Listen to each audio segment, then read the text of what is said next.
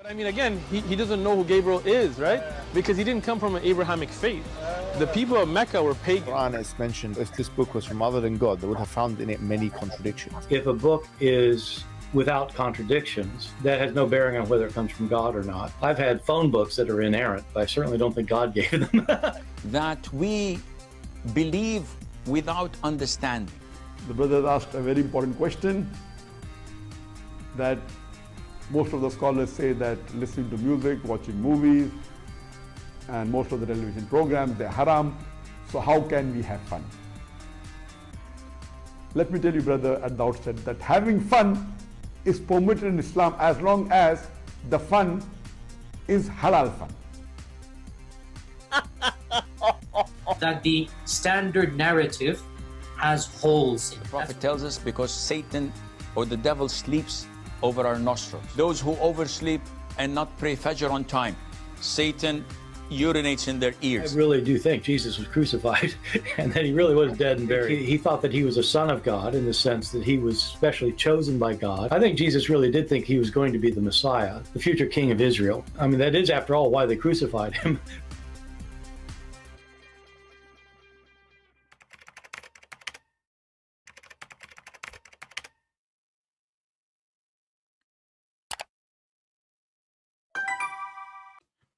Hello everyone, and peace of Christ all of you. I hope my voice coming good and clear. Please invite your friends, and if you are a Mohammedan, please invite your God, so he need to help you, because as you see, no Muslim can answer us and no prophet can defend you. He's dead. What we can say, we are the Christians, we are the one who follow the living God. His name is Jesus, he is the Messiah, he is the Savior, and you got nobody. Even you Muhammadan are waiting for the Messiah. I feel sad for you. You are not even waiting for Muhammad. Today our topic is about the ancient God Allah. You know, through history, there is many, they use God or religion to control people, to control the crowd, kings, priests, bishops, whatever you name them, Christians, non-Christians, doesn't matter. Religion is always used as a tool in order to control. When God, he did not create a religion, and he don't want us to follow a religion. God, he wanted us to follow him. Not to follow a bishop, not to follow a man, not to be deceived, not to be controlled. Muhammad, even though he is mentally ill, but he got a very simple idea. If I say God said, who is going to discuss with me? If I say I said, they would discuss with me. So he said to himself, okay, I will say to them, obey the prophet in order to obey me. And then even if I say something stupid, nobody will dare to question. My Skype is open. If there is any Mohammedan would like to join us, feel free. Muhammad is a very famous person with his stupidity. I mean, this guy, he keep giving. He never give up being stupid. There is something the Muslims, they keep saying to us, that in Islam there is something called abrogated verses. If you ask them, what do you mean? Actually, one of you sent me an email.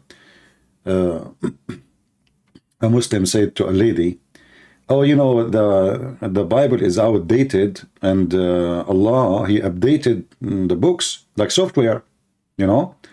So he gave a book to Abraham, he gave a book to Moses, he gave a book to Isa, and then Allah, you know, he abrogated, you know. And here, this is remind me of how the stupid idea of abrogation, because you have to update. When we go to the Quran, we find nothing is updated. In fact, it's going backward. And not only that, they start kissing stones and worshipping stones and going around the stones and bowing in front of the stones. So instead of when somebody says to you update, what does that mean exactly? You know, the idea of updating, it can be like, okay, you know what, in the time of Adam, the children of Adam, they married their sisters. But God did not update his law. No, nothing changed, except at that time there is no other opportunity for the children to marry someone else. If there is other human being to marry from, no. So there was no law to update anyway. So even in that case is not the scenario. But we have an idiot, his name is Mohammed. He says something in the morning, he changed it afternoon. Why? Because he is practicing driving. You know, like when a Middle Eastern like me, he get the car first time driving. Yeah, you know, we do not need to read the manual. We do not need to understand the signs in the highway. The first 3, 4, 5 people we kill in the highway, we will learn after that. You know, that's how we do it. When a Middle Eastern, my people, they buy a table, they never read the manual. After they put it together, they find like there is 50 screws extra. Like, why we have 50 screws extra? Because they have their own manual. Muhammad is a person, not only he have 50 screws extra, he himself is a screw. And I challenge any Muhammadan to say I am wrong. And I challenge any Muhammadan to say to us that they are not worshipping the moon god. You know, if you remember, there's a famous person, he is supposedly Christian. His name is James White. I don't know what the last name mean. I mean, like James White, James. Like when I was learning English in, you know, like Mr. Brown. Why his name is Brown, which is weird. Mr. White. Oh, okay. Mr. Blue. All right. So anyway, so Mr. James White, he is so smart, he said that Muslims don't worship the moon god. Why? Because the Quran says don't worship the moon. And I find this idiot, who he called himself a Christian, you know me, I don't take a side. I don't care if he called himself Christian or not, but he is a certified idiot. You know, there's a huge difference between worshipping the moon and worshipping the moon god. You see, the moon god is not worshipping the moon. You know, the people who worship the moon god, they did not call the moon Lah. They called the god of the moon Lah. And here you see how stupid idiot, he lost his hair, not because he's smart, but because he was using Clorox as shampoo, is teaching the Christians what the Muslims believe. Who of you here believe that the Muhammadan or people following the God of Abraham? Give me one. If you are a Muhammadan or a Christian who he think or he been taught that the Muslim, they worship the same God of the Christians. Do we have any? I will give you some time because I know it takes some time for my voice to go to you. You see, the God of Abraham is an almighty God. And when we say almighty God, it's mean almighty God. I mean, almighty is mean almighty. You know what almighty mean? That's mean all the might belong to him. Here we have a God. He says, how I can have a son if I don't have a girlfriend? You know, it's not only stupid answer. Like so Muhammad trying to be smart, supposedly speaking to the Jews and speaking to the Christians. And Muhammad, he went home and he opened his closet. How I can get them busted? How I can do? Huh? So Allah, he pray for Muhammad, but not to Muhammad, which is make a difference. Still Allah, he pray. So here you will see Muhammad is trying to refute the Christian, saying to them, how? This is not my dog. It's how in English. He is the originator of the heaven and the earth, which is nobody can prove to us. I mean, the originator of the heaven and the earth. He think that women, they have a sperm coming from their ribs. He must be the originator of Mickey Mouse. So he is the originator of the heaven and the earth. How can he have a children when he has no wife? And here you see that literally we are speaking about a God have nothing to do with the God of Abraham. I mean, what the heck is that? You see, we can measure this with Abraham, starting with Abraham. How Abraham can have a son, even if he have a wife, because simply his wife, she is very old, is that correct? He cannot. But did that stop the God of Abraham from giving Abraham a son? Are we following? Is that a problem for God Almighty, the God of Abraham? So Abraham and his wife, it's impossible for them to have a son. It is impossible. All of us, we knew that there is a certain age when the woman, she passed, that's it. You know, they don't make eggs. Very simple. And if there's no egg, you are wasting your time. So this woman, she is very old. The man is very old. You know, like I can live with the man because the man is still, he can, you know, depend in the man, you know. I remember my grandfather, he was 700 years old. Still, he was making babies. True story, by the way. We have no witnesses for it, but who care? You are in the Middle East. So the God of Abraham, he have no problem to do miracle. The God of Muhammad, la, he cannot have a son unless he have a girlfriend. And actually, the funny is the Muslim translation, they translated the word sahiba as wife, when in Arabic it says sahiba, which means girlfriend. I mean, even wife, he could not use it, sahiba. Allah don't like to be married. He want to have a sahiba. Ya sahibi. So here we notice that right away from the beginning, the God of Islam is a God of disability, with my respect to people who have a disability issue. But this is God. I mean, it's not, it's accepted for me, to you, any one of us to be sick, to get old, so we cannot move, we cannot do things. Me, I'm single man, I cannot have a kids without having a wife. That makes sense. But we are talking about God, so this God is giving us the excuse. I cannot give you a son. Hello, unless you give me a girlfriend. So I decided to sign Allah to a dating website. Maybe we can find him a girlfriend. And what make it even more stupid, that Allah, he said in different verse, Aka Muhammad, you know, when we say Allah is talking, that is Muhammad, you're right? So, Muhammad, Aka Allah, he said, if you would like to have a girlfriend,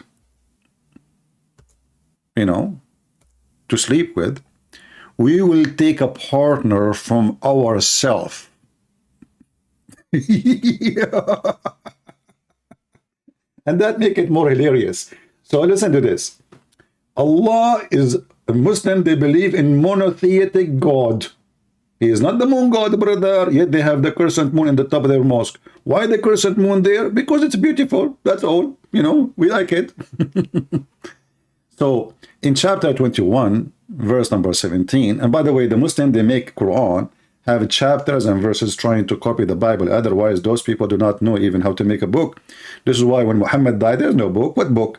If we ask the Muslim, what is your Quran? They don't have one single copy, not even one single page. Don't ask me questions, please, out of my topic until we finish. I mean, why people like this? You go to the classroom, you put your hand up right away when I speak about Joe Biden. What Joe Biden have to do with my topic? Wait. What do you think about Maturidi Muslim? What is that? Maturidi? I don't know. I never heard of it. Is that a new brand? I'm sure you are saying the word wrong. So here, how have we intended to take a pastime, i.e. a wife or a son, etc.? I like it when the Muhammadan, they say, etc. What does that mean? A car? A cousin? A zucchini? I mean, how in the world that work for you? Etc. I mean, there is more. First time I start learning English, you know, I learned the word etc. You know. So my mom, she said to me, "What time you want to come back home?" I say 6, 7, 8, 9, etc. What the heck is that? So what time you will back home? 6, 7, 8, 9, etc. So when the Muslim, they say to you, etc., we are talking about taking a partner. What do you mean, etc.? And how Allah, he can take a partner from us when he is supposedly unique and there is nobody like him? You ask any Muslim, you say to you, do we have Allah number 1, number 2, number 3, number 4, etc.? They say, no, Allah is one, brother. Okay, are you sure? Christian Prince, I can prove it to you. Allah is one and He is the only one. Zakir Naik, you do not need to prove it to me. It's clear to me in the verse, chapter 21, verse number 17. It says, we could surely have taken it from us. Us who? Christian Prince. First of all, the word us here, presentation. Present what? Presentation. What the heck does that mean? Christian Prince. If you go to the grocery store and you want to buy some food, okay, some food, like what? Food there, Christian Prince. Okay, like zucchini. Exactly. Zakir, did you notice I choose zucchini? I noted that. Do you know why? I don't care. No, I care because it starts with the letter Z. And you are zucchini and you are Zakir Naik. You idiot. It says with us, from us. So how He is the only one and He will take a partner from us? Is that a zucchini? If Allah is a zucchini, then He will take a partner from Him as His kind. That means there's many zucchini like Allah. Do you understand? So here we notice that Mr. Zucchini, aka God, aka Allah, aka Muhammad, he come with an idea that he is the only God. Everybody have to worship him, but then he want to take a partner, he will take it from us. Hey Allah, what do you mean? And until now, the Muslims are busy trying to explain. So you will find the Muslims saying, the scholars agree about, to disagree about what this verse mean. Like, what the heck is that mean? Etc. So we agree about to disagree. This is the agreement, you know? And this is why the Muslims, when they write a book or try to explain a verse in the Quran, they say to you at the end, disclaimer, Allah knows best. This is the disclaimer, you know, like Allah knows best. It's mean we get screwed. You know, we have no idea what we are saying to you. So if we wrote a book for you from the beginning to the end, 500, 600 pages, and you find nothing there, and you find that you are more confused after reading it from before reading it, simply disclaimer, Allah knows best. So the scholars who agree about to disagree about what the verse mean, proving to us that the Quran is made by a stupid idiot. It cannot be the moon god. The moon god is a fiction name. It's not exist. You know, in certain time, people who live in Europe in the cold areas, they worship the sun as a star we see every day. Those who live in the harsh desert where the sun is ugly, scary, killing their animals, killing their goods, their grass. So they like the moon because this is the time only they can even sit outside. This is the only time they can enjoy the time. So the moon god is what they like. Those who live in Europe, those who live in cold, they like the sun. They wait for it. They have celebration for it. Now we go and we see how we can prove that Allah is the moon god.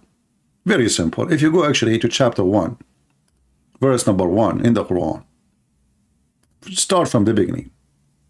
And by the way, when we say chapter number 1, verse number 1, does not mean it is chapter number 1, verse number 1.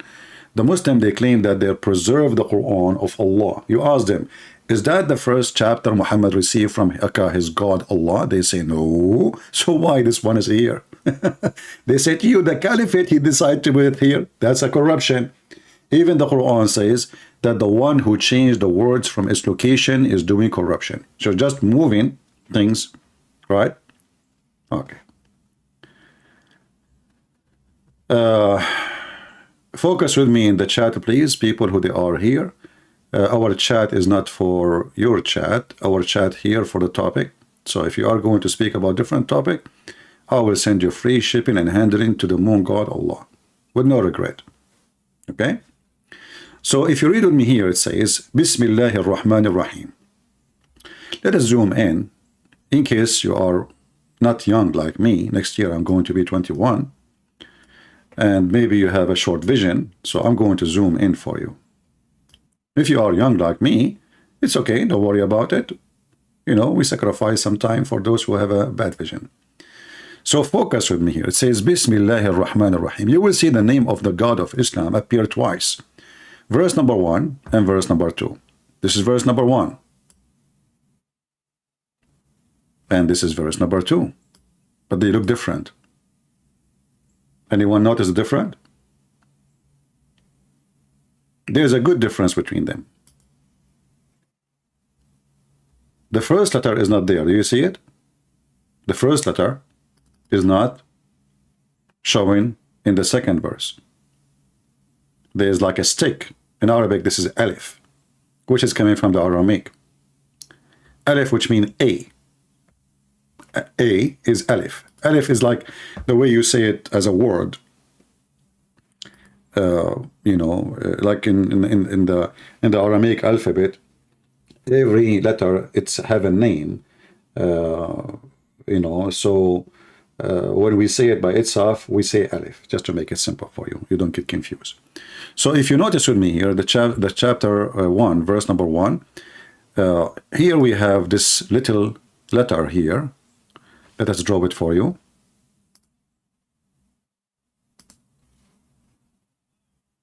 You see it? Actually, let me change the color. Give me a second.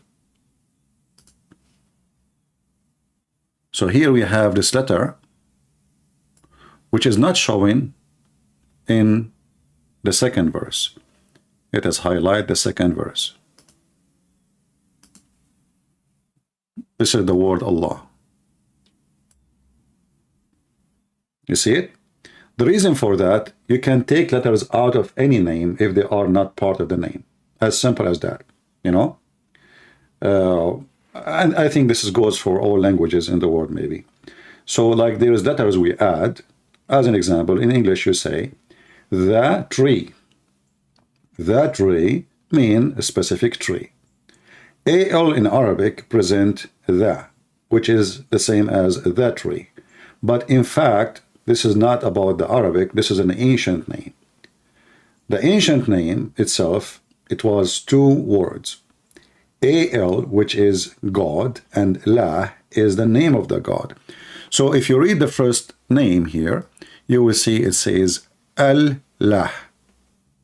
Al-Lah. Let us type it in the screen. Al-Lah.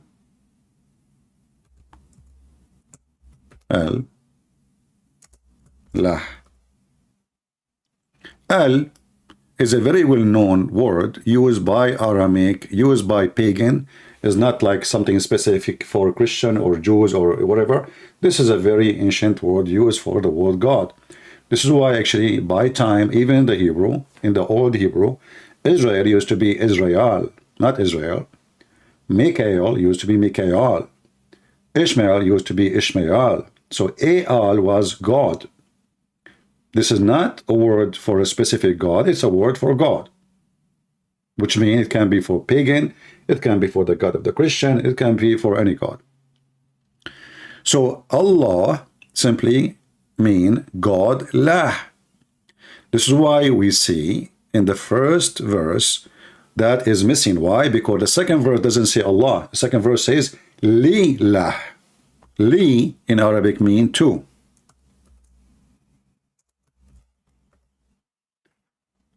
Li lah. So verse number 2 saying Alhamdulillahi Rabbil Alameen. Alhamdulillah. Li mean two, equal to two. Like you say, thank to you. Two. This is what the two we are talking about. You know, I'm going to. Thanks to this doctor. Thanks to this nurse. Thanks to whatever. You know, thanks to your mother-in-law, because she made your marriage very fun, very nice. So Alhamdulillah, it says thanks to La, the word, the Lord of the world. The first verse saying in the name of Allah. So now we found the origin of the name, because now it's connected to other letters. All of you think that the name of the God of the Muslims is Allah. This is what everybody says, but the fact this is not true. Allah is a complex word. Two words merged together. Al, which is God, which is later in the Hebrew became El, you know, Mikael, Israel, etc.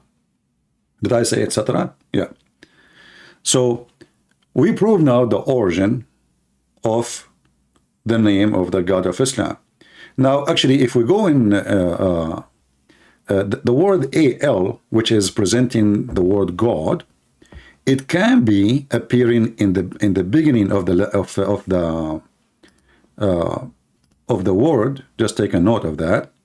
Or it can come at the end. As an example, when we say Mikael, this is at the end, right? But there is many words. The word el appear in the beginning. So this word can be movable between the beginning or the end. It can appear at the end. It can appear at the beginning. This is why we see the Muslims. The Quran says Jibril, El. So the Quran is mixing between the two languages, the ancient Aramaic and the new Aramaic, and the new Hebrew. So Jibril have El at the end, which used to be Al long time ago in the ancient time. And actually this is where the name of the God of Islam is coming from. It's coming from the ancient time. It's not a new name. It's not a new God. It's a very, very ancient God. Go way, in history. You can go a little bit search in the Prophet Google, peace be upon him, and you will find a lot of articles written about it. Now, if you go actually to other God, let us take a screenshot of this one. You can do the same on your side, because we want to clean the screen here so we can go to different verses. You will notice that the Quran speaks about God. His name is Baal. Do we know who is Baal? Who do not know Baal?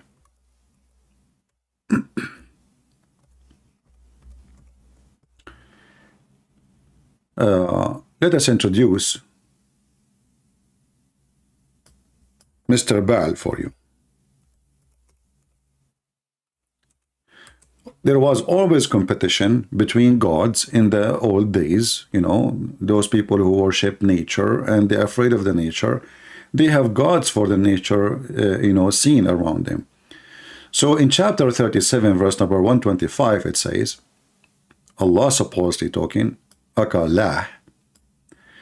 And here you will see, by the way, the Muslim, they lie in the translation. You see the bracket?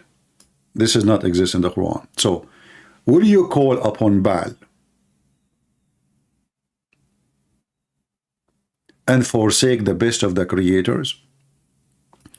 You notice that the word Baal end with al at the end. There's Baal, Baal, Baal. Al. That is God. So Ba is the God, El is the word God, the name and the God merged together. The word God and the name merged together. So what this verse is saying to us, that there is God, his name is Baal, he is good, he's powerful. But would you forsake Allah, the best of the creators? That means the Quran in this verse here says that Allah is a creator and he is the best of the creators, and there's many creators. You see, if you think about it, the one who made this verse is an idiot. Because how you are trying to convince people that Allah is the originator of the heaven and the earth, and then you say that Allah is the best of the creators. When the Quran speak about not to worship the moon god, Muhammad at that time, he lived between the Jews, not the moon god, the moon. He already lived between the Jews. And in the Old Testament, we have many statements, many verses against that. As an example, in the book Deuteronomy, chapter 17, verse number 3, 4, etc. Or chapter 4, verse 19.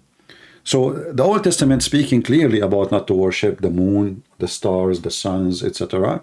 Those who follow those gods are going to go to hell. Muhammad, he copied some from the Jews, but he forgot in the same time that he copied the Arab God in every aspect of this God, Allah.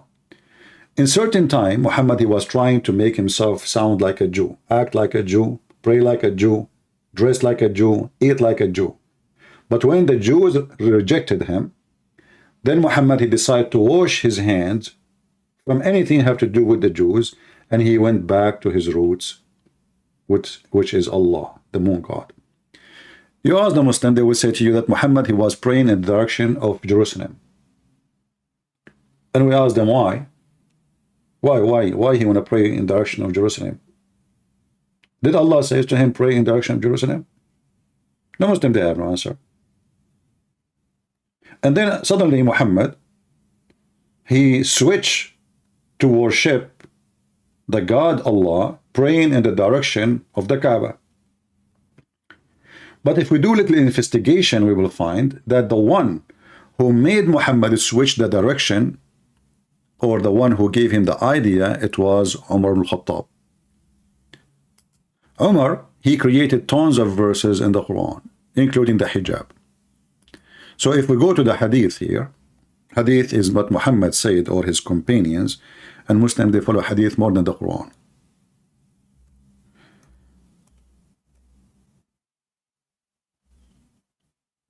Umar, he says, I agreed with my Lord, and my Lord agreed with me in 3. Actually, they are more than 10. Some they say even 20. What Allah he agreed with him upon? The location, the maqam of Ibrahim, the station of Abraham. So Muhammad, he claimed that Abraham is the one who built the Kaaba, which is very funny and very stupid to say. However, we know that this is the moon god, Kaaba, and it have the moon god rocks from the temple of Al-Makkah, which is located in Yemen. But here you notice that not only Muhammad is a prophet, receive inspiration from Allah, we have another prophet in Islam, his name is Umar ibn Khattab. If you read with me here, it says, my Lord agreed with me in 3 things. I said, O Allah, apostle, I wish you took a station of Abraham as our praying place. And then you see the rest about wearing the hijab, because he was looking at the ass of his wife, the wife of Muhammad, Sauda. So Umar al-Khattab, he told him, order your wife to be covered.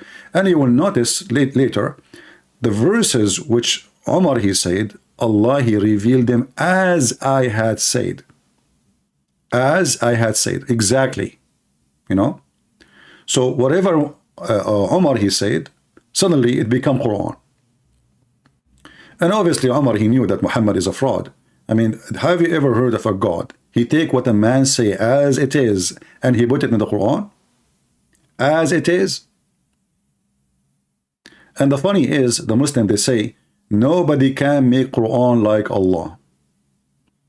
Nobody can make Quran like Allah. And then we find that Allah is copying Quran from Umar ibn Khattab. And he's copying the main essence of Islam. You see it?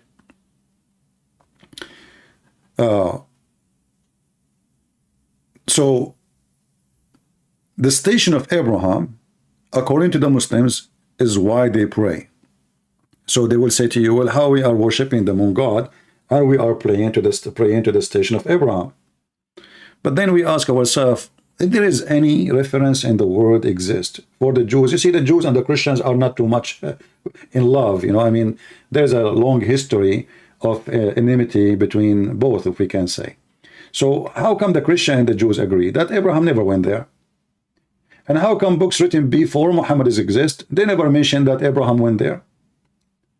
I mean, you see, I can say after Muhammad came, maybe somebody don't want to show, but we are talking about books written way long before Muhammad is even exist. Nobody mentioned that Abraham was there. Muhammad, after he, you know, he found out that the Jews are not accepting him, the Christian will not accept him, and he decided to do like ethnic cleansing or regional cleansing, like the filthy Putin. So he started killing civilian, killing everybody, in order to keep only those who accept him as a prophet.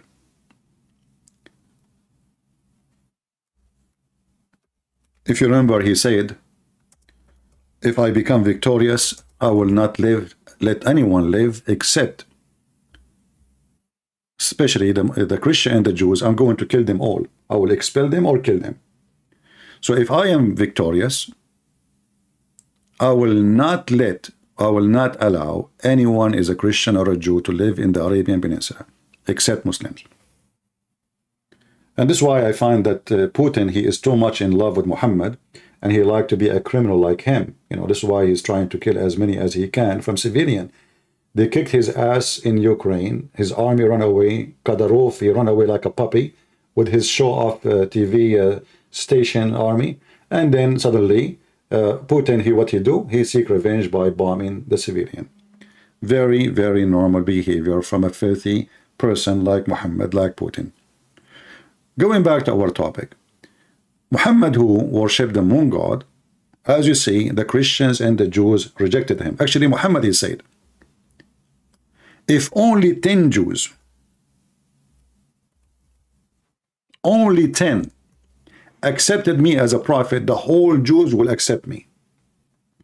So the Muslim here, they added between two brackets, the prophet said, had only 10 Jews, between two brackets, they says, among their chief. You stupid idiot, what chief?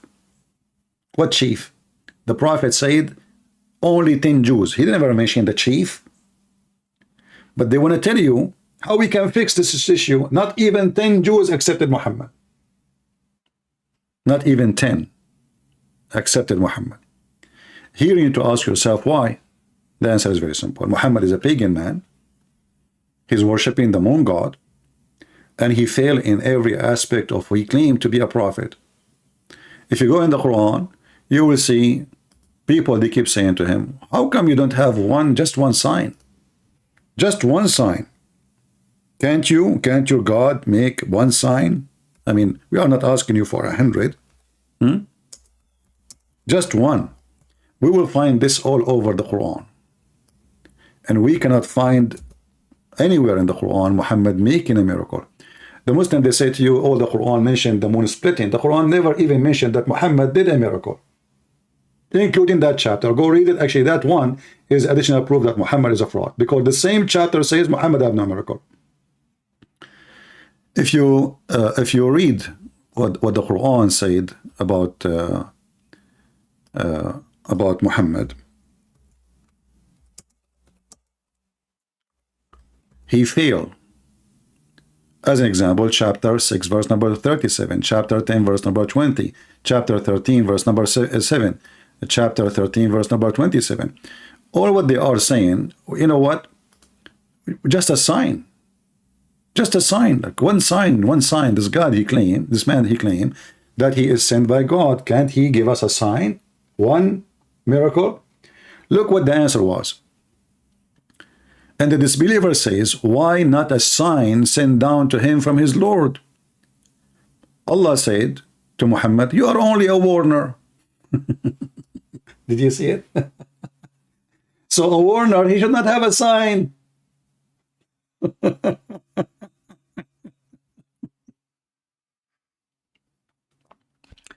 It's like, you know, you are a guy who sent, the postman. You know, a postman, you deliver a letter, the guys, they say to you, oh, this letter from who? You say, I don't know, I'm just a warner. This is a letter coming to you, you know? But this is not what the Quran is saying. The Quran is saying that Allah put conditions, that nobody should accept a messenger unless he make a sacrifice and give it to God, and God accept it. If you go here,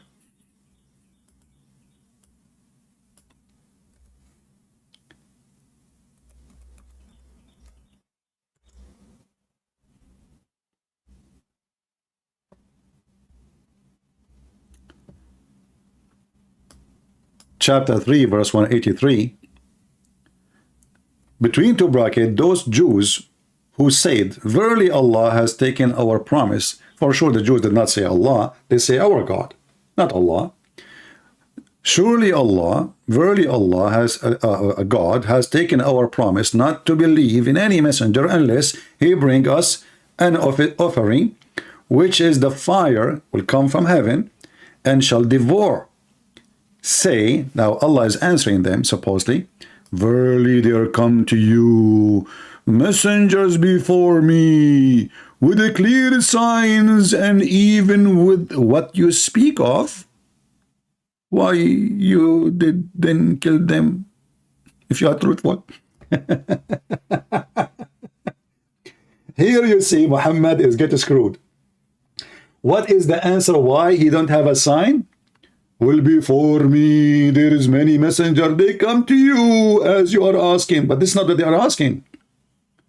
The stupid Muhammad, he forgot that he just confirmed that Allah, he made a condition. Read carefully, it says, the Jews said, verily Allah has taken our promise not to believe. Muhammad, the idiot, he did not say, oh, Allah did not ask you for that. He confirmed it.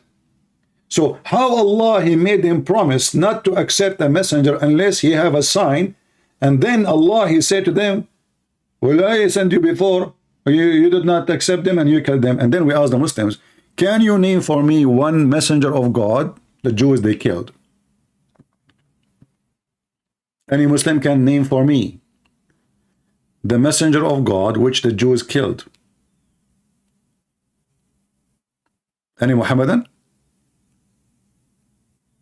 What now? You will say Jesus? Hey Abdul, any help? Allah is in trouble. Huh? Which one? The prophet, or it says here many of them. You see, it's not even one. You kill them. You kill them. Do you see it? It says kill them. Not one, not two, not three. So who is the messengers who the Jews killed them? If the Muslim, they say Isa, well, that will get Muhammad busted. And still that will not fix the problem. Because according to Quran, Isa was not crucified. Right? So that is stupid. Secondly, even if they say yes, it says them. Who? Like who? Name them. You know, this God in the Quran, he have time to speak about the ant speaking to the other ants. She told them to hide because Solomon is coming. He will crush you, but he don't have time to tell us such an important event. The Jews killed many prophets. What their names? So Muhammad, because he have no ability to make a sign, he is a false messenger. He have a false sign. He have nothing. And then we open the books of hadith. We will find tons of miracles. As an example, Muhammad, he converted the lizard to Islam. There's a hadith says that when Muhammad, he walked, the trees say, Assalamu alaikum. All the trees. Thank God. Muhammad don't live in Amazon. You can imagine how much noisy will be Amazon because Muhammad is walking by. All the trees saying, Assalamu alaikum, Prophet. Assalamu alaikum, Prophet. Rocks, they say Assalamu alaikum. So, you know, if Muhammad is really a prophet and those are true stories, then the Quran should say, well, here we go. You know, Muhammad have tons of miracles. Are you blind? But the Quran confirmed that Muhammad has zero miracle. And the only miracle, Allah, supposedly, he asked the Jews not to accept any messenger except the same miracle of Abraham. You remember? The same miracle of Abraham.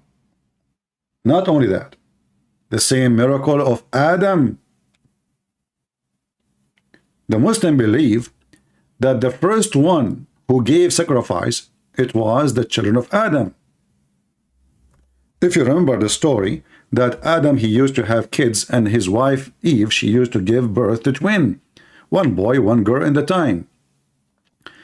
And then one twin, the girl, she have a cross eyes. So now the two brothers, they don't want to marry that girl. You know, they are fighting about the one girl who have nice eyes. This is according to the Muslim story. Don't ask me. Don't tell me where you got the story from. Muhammad, he come with a lot of stories. So now both of them, they don't want to marry the one have a cross eyes, and they want to marry the women or the girl who have nice eyes. So how Allah, who is going to decide who is going to marry this girl? So Allah told Adam, tell them to give a sacrifice, and the one I send the fire to devour the sacrifice is the one who will marry that girl. So this is something Allah He practiced all the time according to Muhammad. And here you see how Muhammad is mixing between the moon god and the God of Abraham. So, and this is what make it confusing for many. How we say that Muhammad is worshiping the moon god, and then we find Abraham, we find Moses, we find Adam, we find what a lot of names. Simply all of Islam is a story in names. This is why if you ask Muslim what Adam mean, they do not know. What Abraham mean, they do not know. Okay, what Isa mean, they do not know. Okay, what Moses mean, they do not know. Why? For Muhammad, when he moved and he lived between the Jews, he started learning stories. So he started merging the stories of the Jews into his cult or his pagan religion, worshipping the moon god. And that what make it very confusing for some naive, especially in the West, who they think really that Muhammad is a prophet and he worshipped the same God of Abraham. And not only that, you will see many donkeys, sadly, including in our churches, teaching your kids that the Muslims are from Ishmael. When the Bible itself, if you go in the Old Testament, you will see that the Bible says that the mother of Ishmael, she took her son and she married him to an Egyptian woman. So you ask those idiots where they got this from. How in the world you come to the conclusion that Ishmael is the son or he's the father of the Arab, when the Arab was exist before Ishmael? Stupid people. What we can say? Copy paste. Now,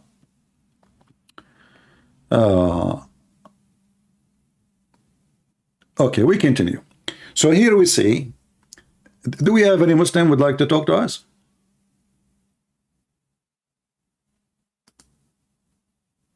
We have a person, he called himself Hamza. Let us see, Mr. Hamza.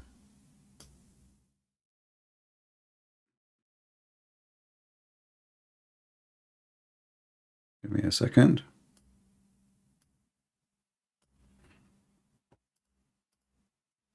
All right, we are calling Hamza.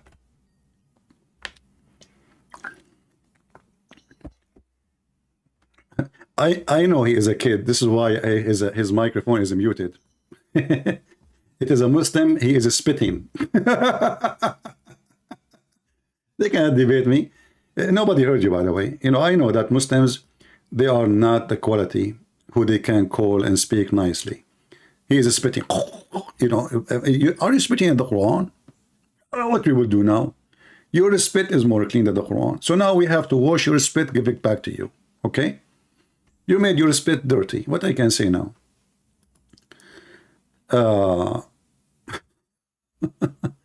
They cannot debate me. So he's spitting. You are really powerful, man. Your spit is so powerful. You remind me of the story of your God Allah, where he said that the reason we have a belly bomb because Shaitan, he want to spit at Adam, but he did not hit his face, he hit his belly. And this is why we have the belly bomb. I mean, scientifically explained. It's true. It's true story. Prophet Muhammad, he knew everything. So the reason many people are confused about this, because the thief Muhammad, when he lived with the, Muhammad is a person who changed to adopt. If you go in the Quran, you will see Muhammad even claiming that those who worship the stars, the Sabian, anyone believe in Allah is going to go to heaven, including the Sabian. But the Sabian, they worship stars.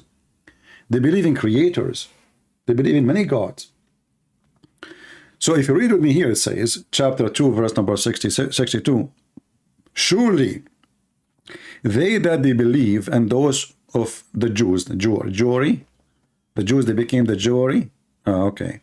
Hey, Jewry, how are you doing? And the Christians, and those Sabians. Huh? And who believe in Allah.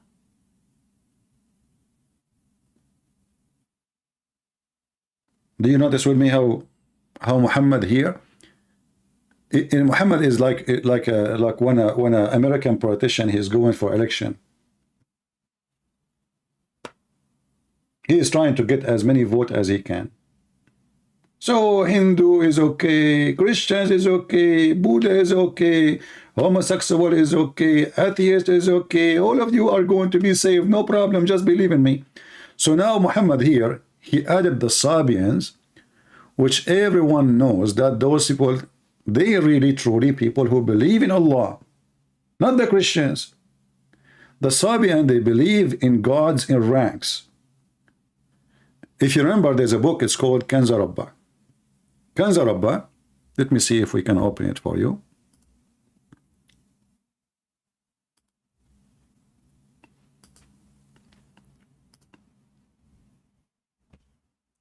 Kanza Rabba, which is a book mean, Kanz mean treasure, you know. Rabba is coming from the word Rabb in Aramaic, which is mean God.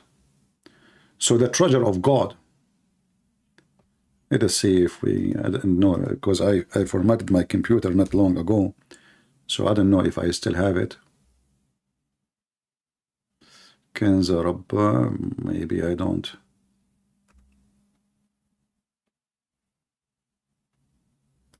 Yeah, I think I don't have it no more. You can search it. Let me see here. Maybe we can open it online.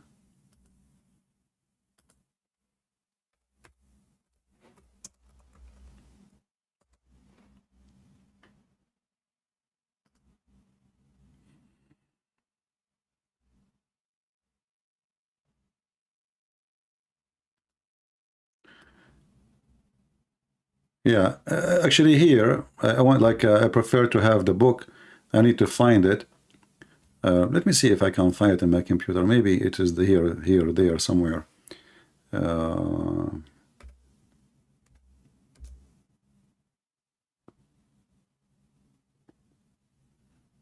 No.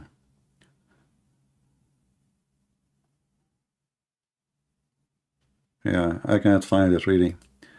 Sadly, it's not in my computer, but we can view it from here.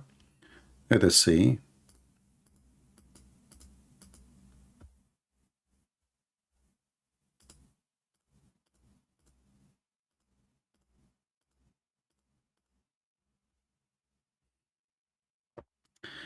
This is the book. It's called Kanza Rabba, the book of the Sabian.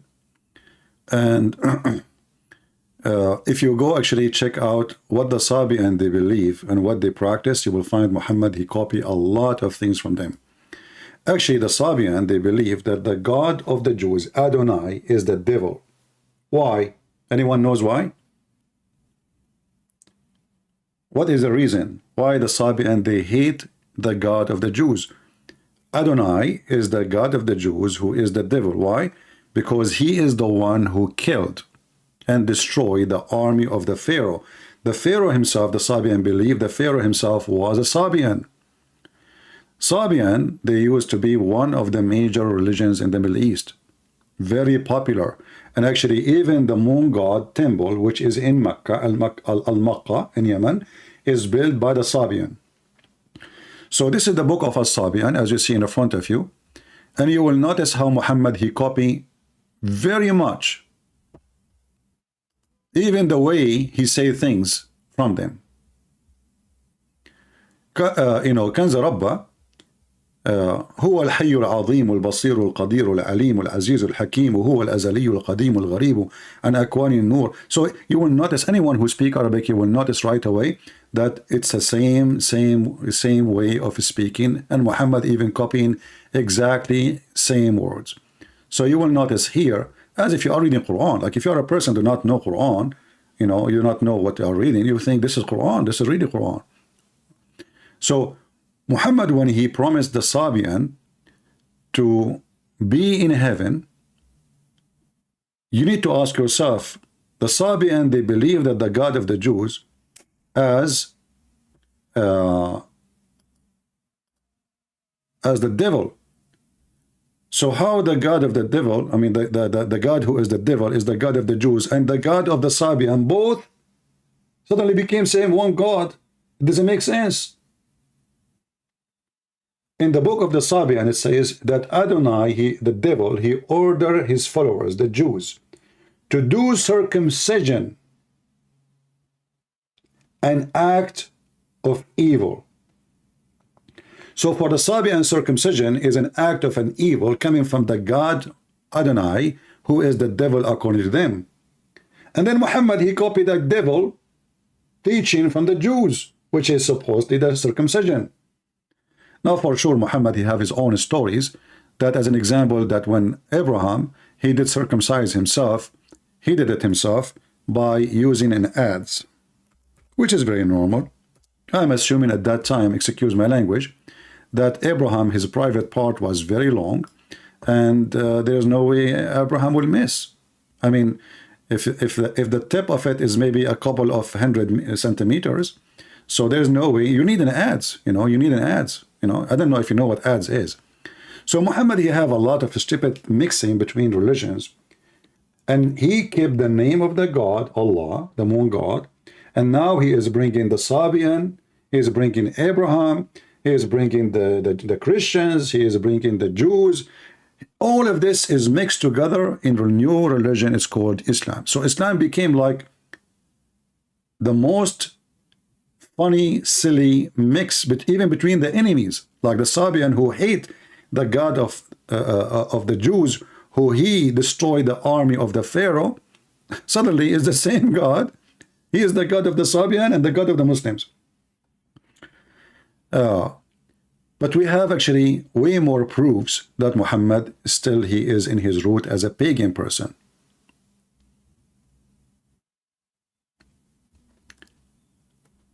If you go in the Quran, actually, let us go to the Hadith.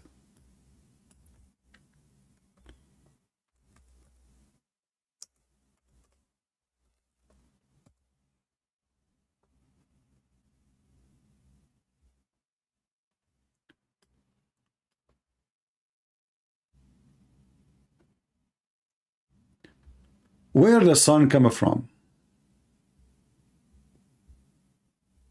The sun is the enemy of the God of the of Muhammad, and Shaitan is in control of the sun.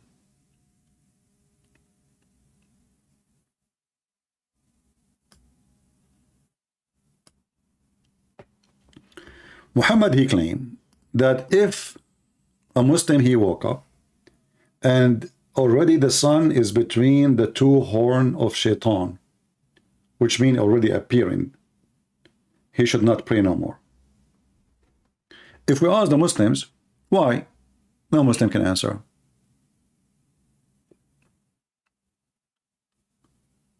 Even Muhammad, he pointed his finger at his house and he said, from here,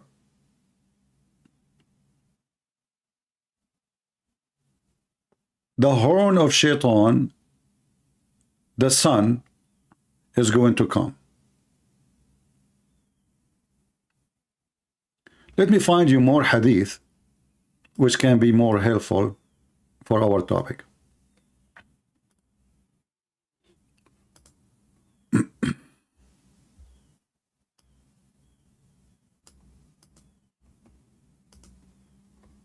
Let us see.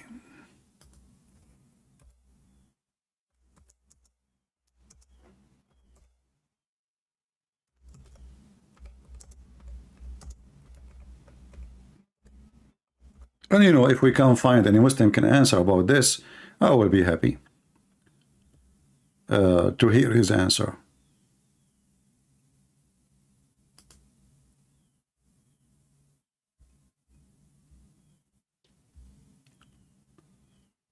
Let us see.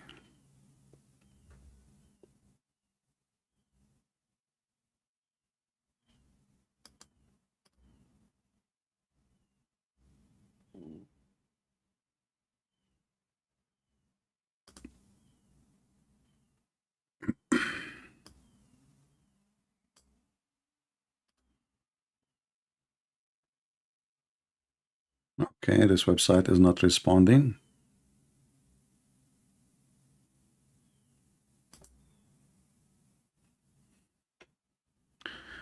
Let us see this one here.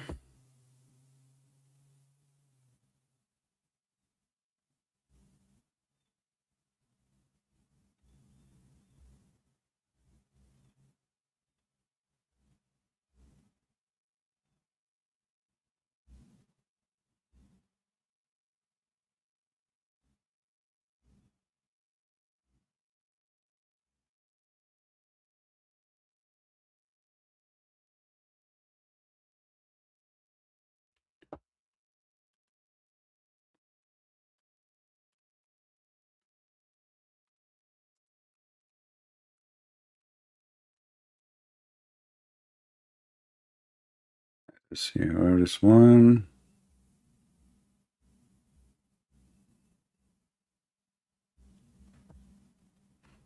Let us see this one.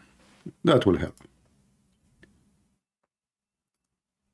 And here you see Muhammad. He is mixing between his old previous belief and what he learned from the Jews, and but from time to time he have to go back to his roots. He reported that Allah Messenger saying, "This is how hypocrite prays. He sit watching the sun when it become yellow, and between the horn of the devil, he raises and he pray for, like he pray 4 times." All right. So if we ask the Muslims where the sun is rising from, why the sun is rising from between the 2 horns of the devil, what does that exactly mean? Any Muslim can answer? As we know, there is a competition between the god of the moon and the god of the sun. The god of the sun is the enemy, is the sun which the Arab they hate.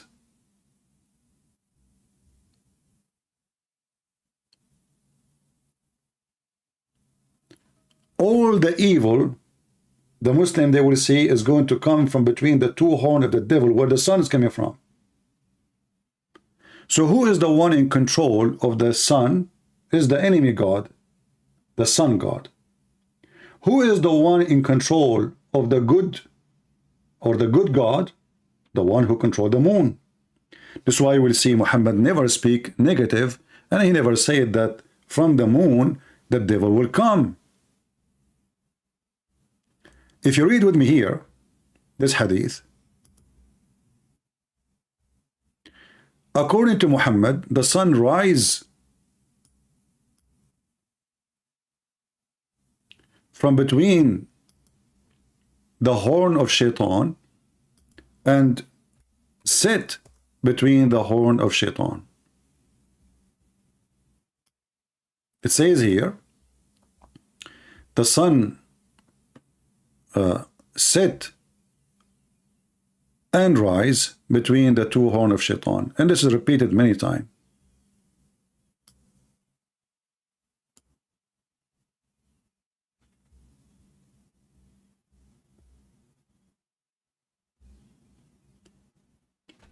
This is an old belief the pagan Arab they believe in, because they hate the sun. The sun is their enemy, is the one who killed their crops, is the one who killed their animals, is the one who killed them with thirst, no water, no rain, heat. The moon is the nice one who they always sit and enjoy the time, saying poetry, looking at the sun. And then we will find in the Quran the following, that Abraham himself, he worshipped the sun and he worshipped the moon.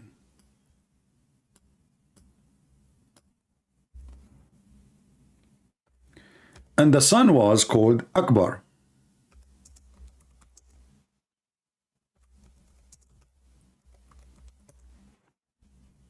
Chapter 6, verse number 78. When he saw the sun, supposedly this is Abraham. So in verse number 77 or 76, you can read it from 75, that Abraham, he saw, he is looking at the sky, looking and wondering, So he saw the moon. So he liked the moon. He said, "This is my God." And then when the moon disappeared, he says, "I love not those who disappear."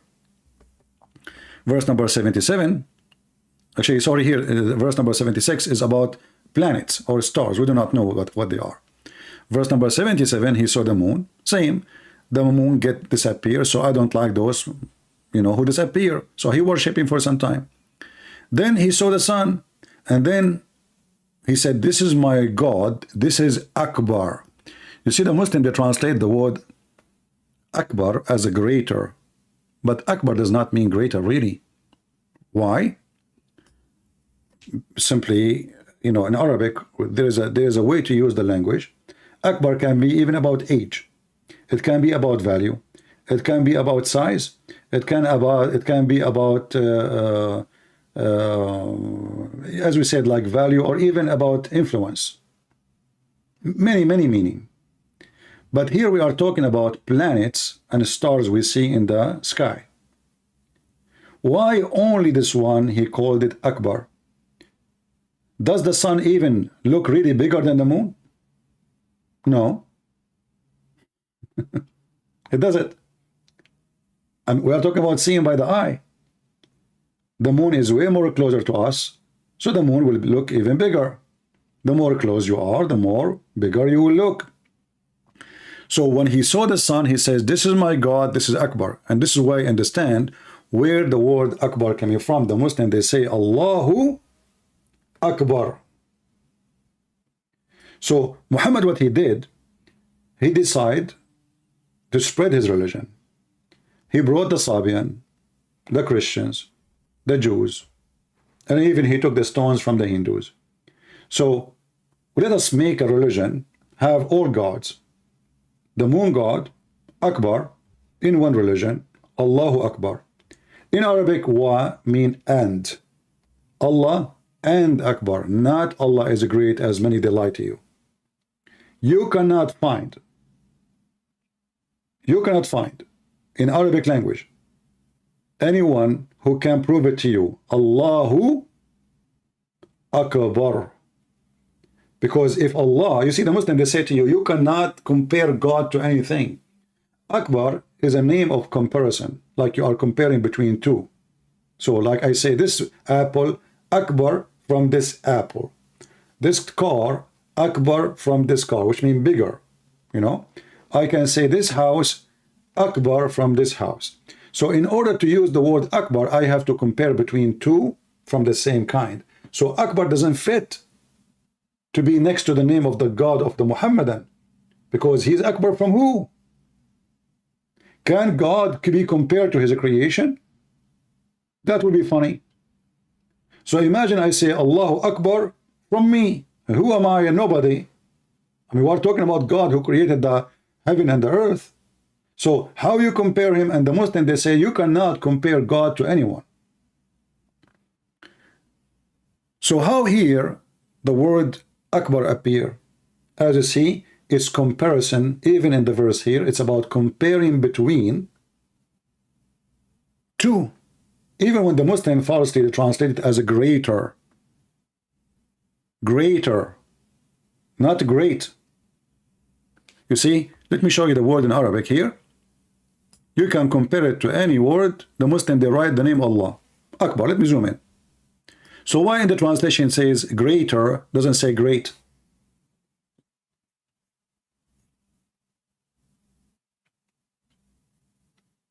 You will see even some naive Christians who make videos even against Islam because they learn Islam from Muslims or from Muslim books written by translated, so they don't know Arabic.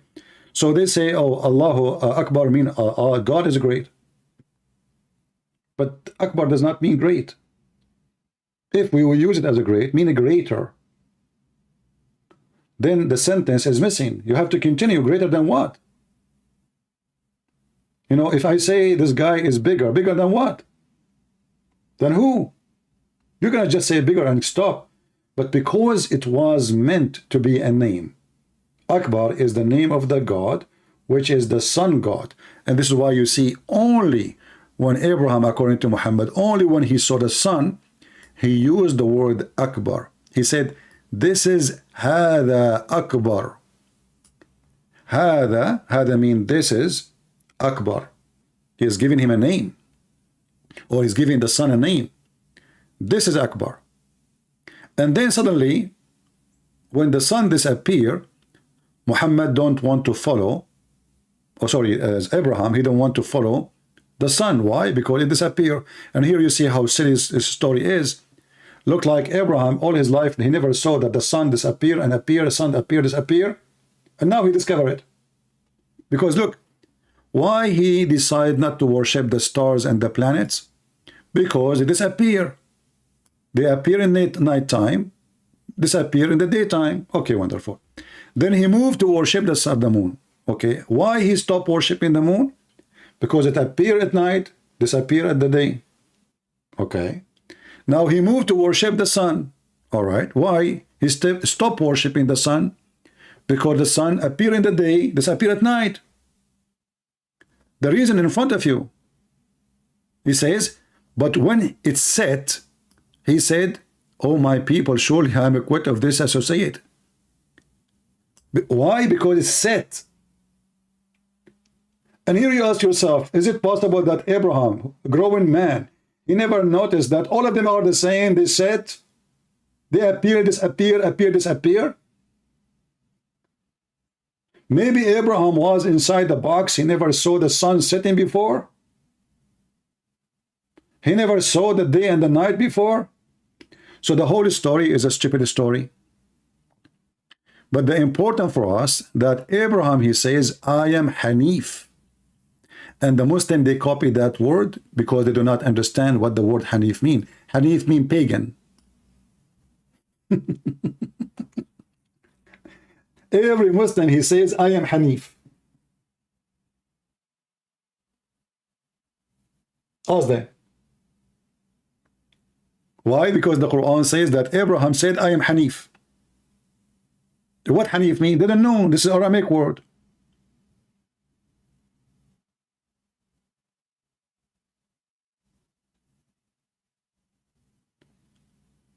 So the Muslim, they start saying, we are Hanif. And I am not min al-mushrikeen. But look what happened here. He is not from those who associate with God. Which God?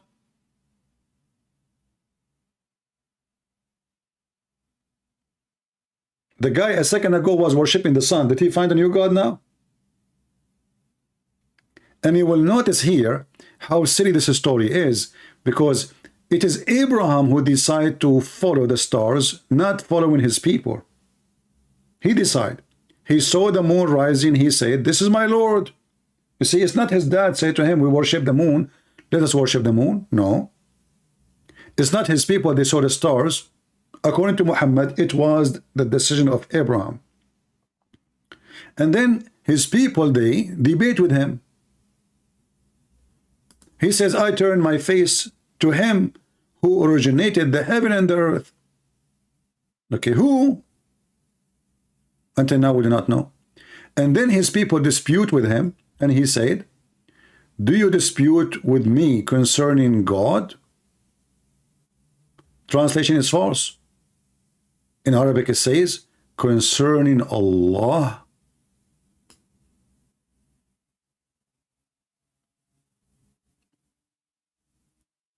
What does that mean? That means the Sabi'an, they worship Allah. You see, if you change the translation, let us change it. Let us go to another idiot.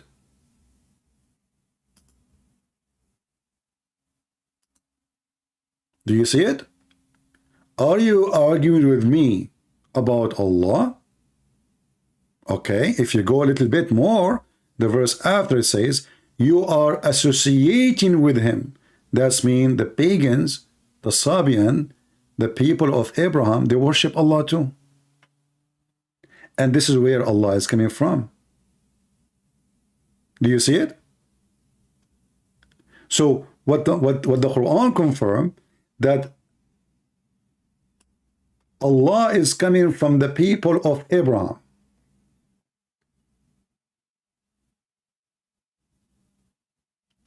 But the people of Abraham, they worship stars.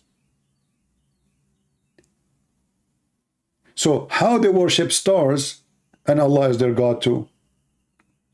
Because simply, He is the moon God. He is one of them. He is one of those gods who they are located in heaven, controlling planets, stars, everything. Everyone in charge of something. Actually, if you go in the Quran, you will find something very funny and very weird.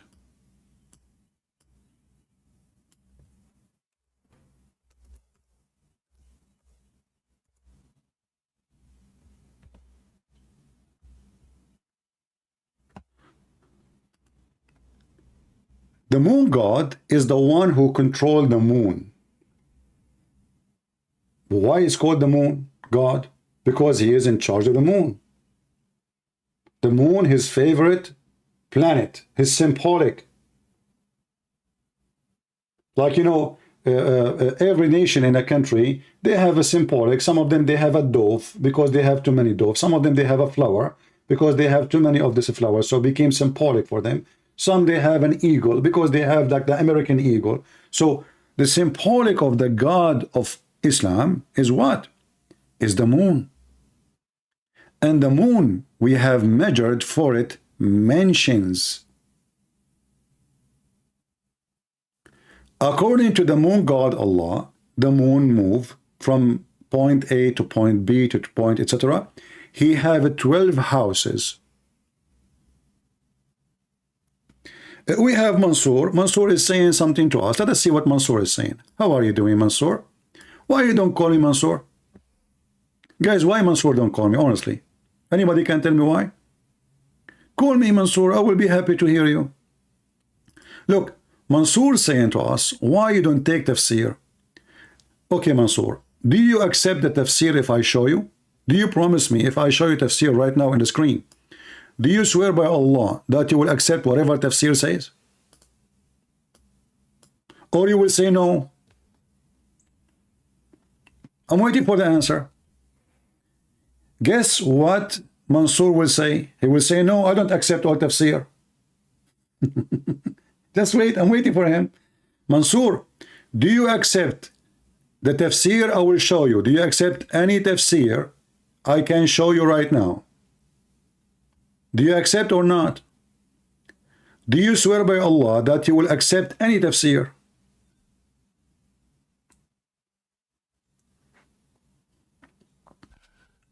Mansoor now is taking a hike.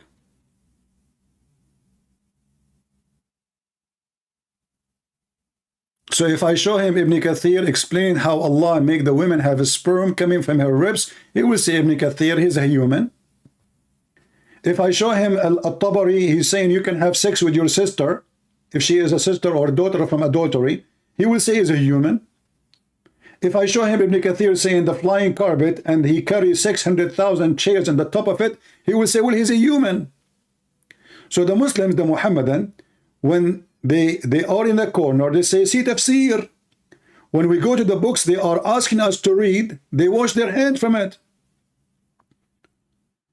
Mansoor said, depends. I did not see that. Where is that? Let me go back so I can put it in the screen. He said depend, right? I know what he was saying. Yeah, depend. Where is Mansoor? Ah, here we go. See? I know it. Depend. Well, my friend, if you have a religion of based on depends, that is not a religion. I mean, have you ever heard of such a religion? Mr. Depend in control? Depend? No comment. Mr. Mansoor, he put us in the corner. Depend. I mean, it's obvious. So what we do? Depend. If we like it, we agree. If we don't like it, if it's embarrassing, we say we depend. So a second ago, you asked me to show tafsir. A second after, he says depend.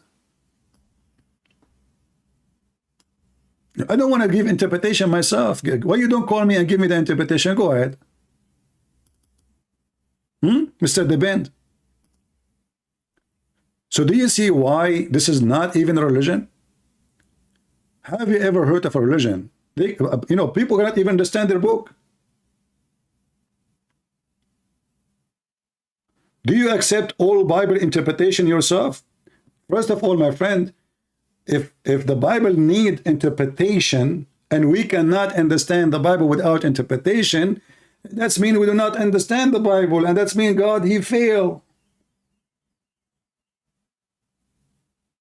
Interpretation is made for those who have low knowledge, not those who have knowledge.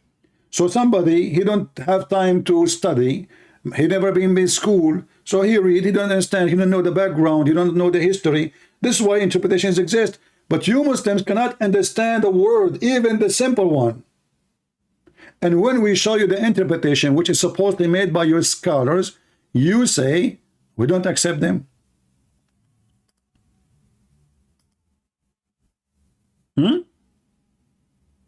So now what we will do?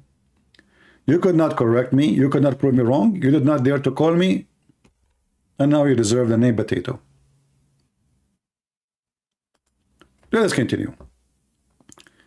So here you will see that the God of Abraham, the Muslim Abraham, which by the way, his name is wrong.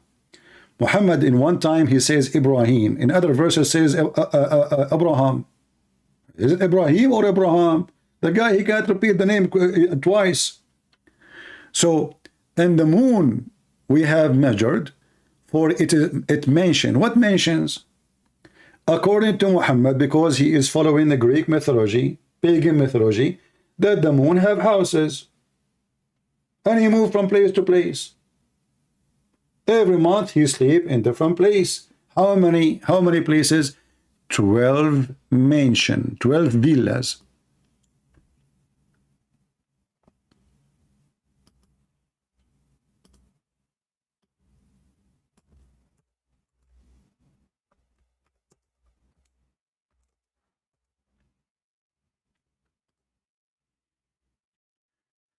Not only that, do you see when the Muslim they say to you that in the translation it says verily the number of months with Allah is 12 months? That is a false translation. The word shahr mean moon. Moon. It's not month. In the language today, in Arabic language today, is used as the word month. This is true. Why? Because now we are not really, even the Muslim, they don't follow the moon no more. They are using the Christian calendar. So there's no moon. So they use the same word in Arabic to describe a month. But in fact, it is moon. So the God of Islam, he have different description for his moon. He claimed that the moon is 12 moons. Not one. In the previous verse, Allah, he made it mentions for the moon. But which moon? There's 12 of them. So when you read here with me, it says, verily the number of months with Allah is 12 moons, not 12 months. You can go right now, open any Hebrew dictionary and search for the word shahr. Shahr mean moon. Shahr in Aramaic, in Arabic, in as I said, in Arabic today it's used as a word month, but shahr mean moon. How we can prove it? We can prove it from the Quran. If we go in the Quran here as an example, and the Muslim, by the way, they say, oh, the one who made the crescent moon, this is not from Islam. It is in the Quran.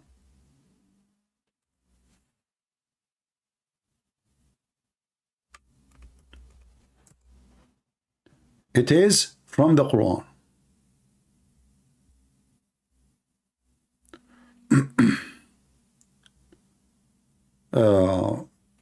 Let's see where we will go.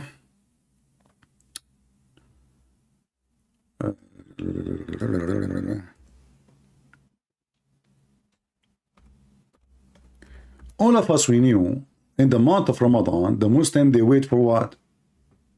Anyone can tell me? What the Muslim wait for? They wait for the moon. Which moon? If you look at the translation in front of me, you will see here something very weird. Whoever of you witnessed the month, how you can witness the month?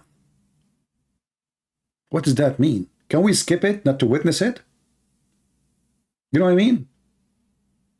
You know, witness is about you being presented there in the time of the event. What do you mean witness the month? Obviously, this is false translation.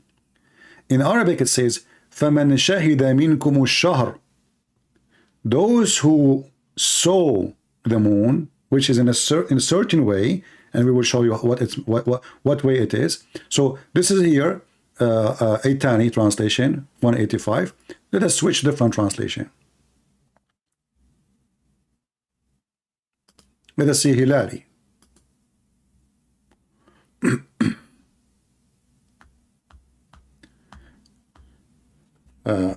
You see, always, where we go, what happened? All right. Read with me carefully. This is the Muslim translation, Muhammad Hilali and Khan. Here they translate the word shahr as month, but we told you it's not a month, it's a moon. And we will prove it to you from exactly same translation. The moon of Ramadan is in which was revealed the Quran. Now, what is the connection between the Quran and the moon? There's a connection. The Quran revealed when the moon in a certain look. What is that? A guidance for mankind, a clear proof for the guidance and certain between the right and the wrongs. So whoever of you sight, you see how they change it now?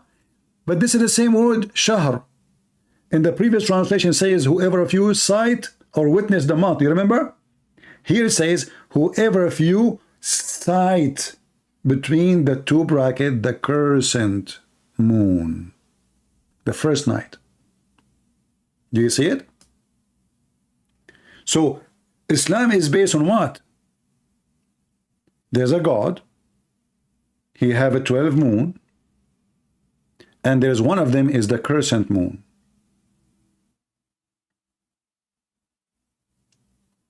And this crescent moon is the sign of Allah. Whoever of you witness by sighting, you have to sight it by eyes, the first crescent moon, that is the moon of Ramadan, not the month of Ramadan. Do you see it?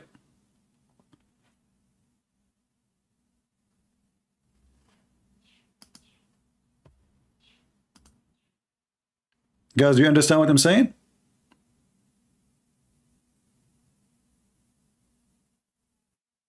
So whoever of you sight the crescent moon, the Muslim, they deny, they say, oh, this is the caliphate, he put it there, this is have nothing to do with Islam, the crescent moon. The crescent moon is not the symbolic of Allah. Allah himself, he chosen the crescent moon to be his sign, to start fasting for him. It's in the front of you. So the word shahr does not mean month, as the Muslim translate here. And here you see the hypocrisy. Why they translate the word shahr here as month, and then he translated as crescent moon? Because both words is the same word. Look, this is the word shahr here, and this is the word shahr here. So how you translate the word once as month and once as moon, specifically crescent moon? Let us move it here, hold on.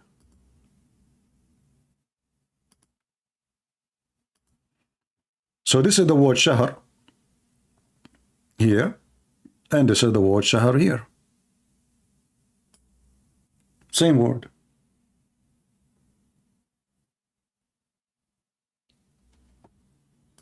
In the same translation, the first word shahr translated as month, the second word shahr translated as crescent moon. For it is the crescent moon.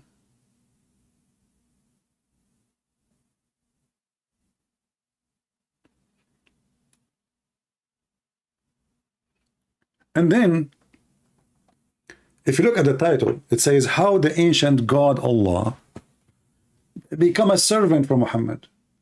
Now we understand that this is the ancient God, it exists.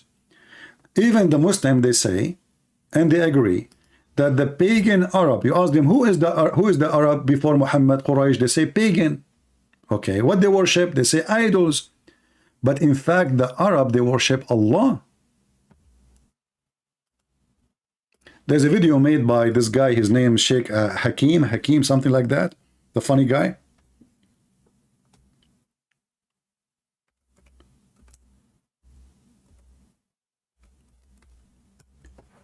You will find that the word mushrikun or mushrikeen all over the Quran. And you will find that the Quran says, as an example, that the people of the book are not the same as the mushrikeen. But in different verse, Muhammad, when he gave up from them, he called the Christian mushrikeen too. Mushrikeen mean those who worship somebody beside Allah. Read carefully with me here. Neither those who disbelieve among the people of the scriptures, between the bracket, the Jews and the Christians, nor al-mushrikeen. What the heck are mushrikeen? How? So now the Christian and the Jews are not the mushrikeen. So who is the mushrikeen? Muhammad people. And Muhammad was one of them. Why they are called mushrikeen? Because they believe in gods beside Allah. Who is those gods? It's just to get close to Allah, which means those are small gods. They pray to them so they can get close to Allah. That's all. Allah still is the biggest God for them. So Muhammad is still the pagan before Islam, and after Islam nothing changed. They believe in Allah before Islam, the Arab. They believe in Allah after Islam, nothing changed. So what Muhammad did? Muhammad supposedly, after he learned from the Jews and the Christians, and he started merging some of the knowledge he learned from the Jews, trying to come with monotheism as the Jews. But how Muhammad he learned about monotheism? Maybe his God taught him? No. Even Muhammad himself, he get himself busted. You will notice that the first time Muhammad he learned about monotheism, it was from a Jew.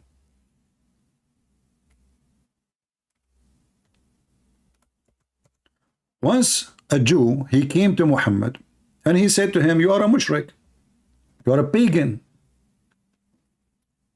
Read carefully, this is not me saying that. And this is sahih. What make it more horrible, this is all is authentic. A Jewish man schooling the pagan Muhammad about who is mushrik, how to worship the one God. So as we see in the story here, it says, let us read one of them.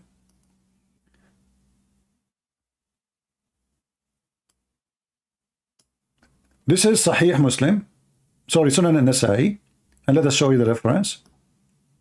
Hadith number 3773. It was narrated from Abdullah ibn Yasir, from, that a Jew came to the Prophet and said, read carefully what the Jew he said to him. You are setting up rivals to Allah, between two bracket. He said to him, to God, and associating other with him. What is the accusation? What the Jew is accusing Muhammad. People tell me, what is the Jew accusing Muhammad of? He is associating others with him. With who? With God.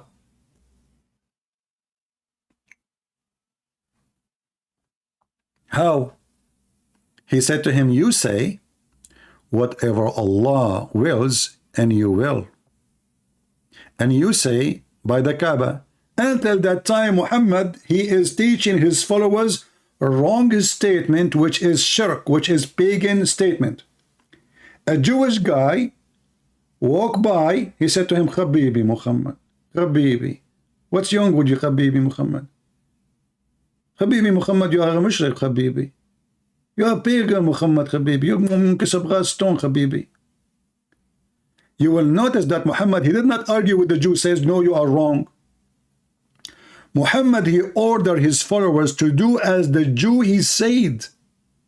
So the Prophet commanded them if they wanted to swear an oath to say by the Lord of the Kaaba, not by the Kaaba, and to say whatever Allah wills, then what you will.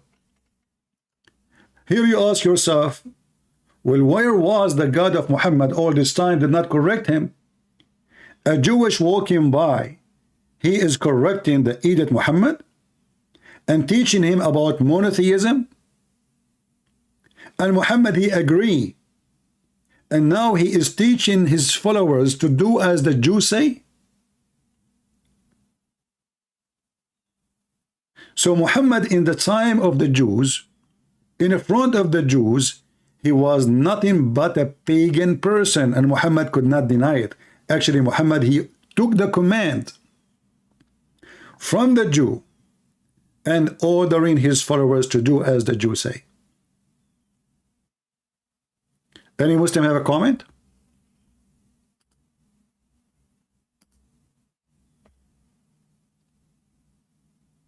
Anyone?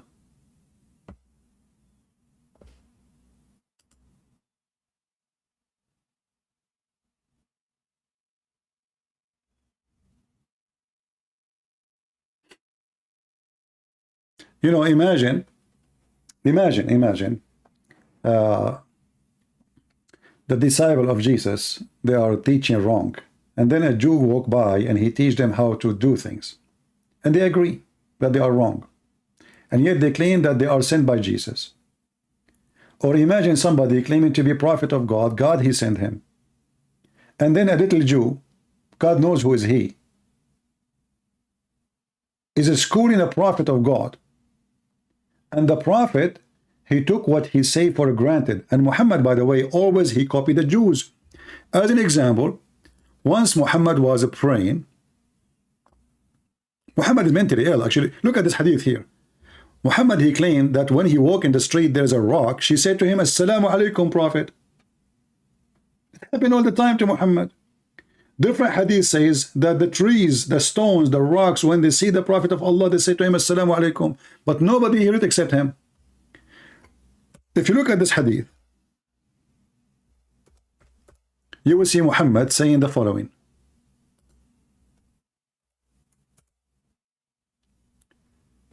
Muhammad was, doing a funeral business,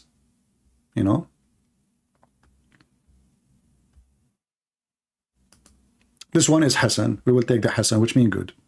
The hadith.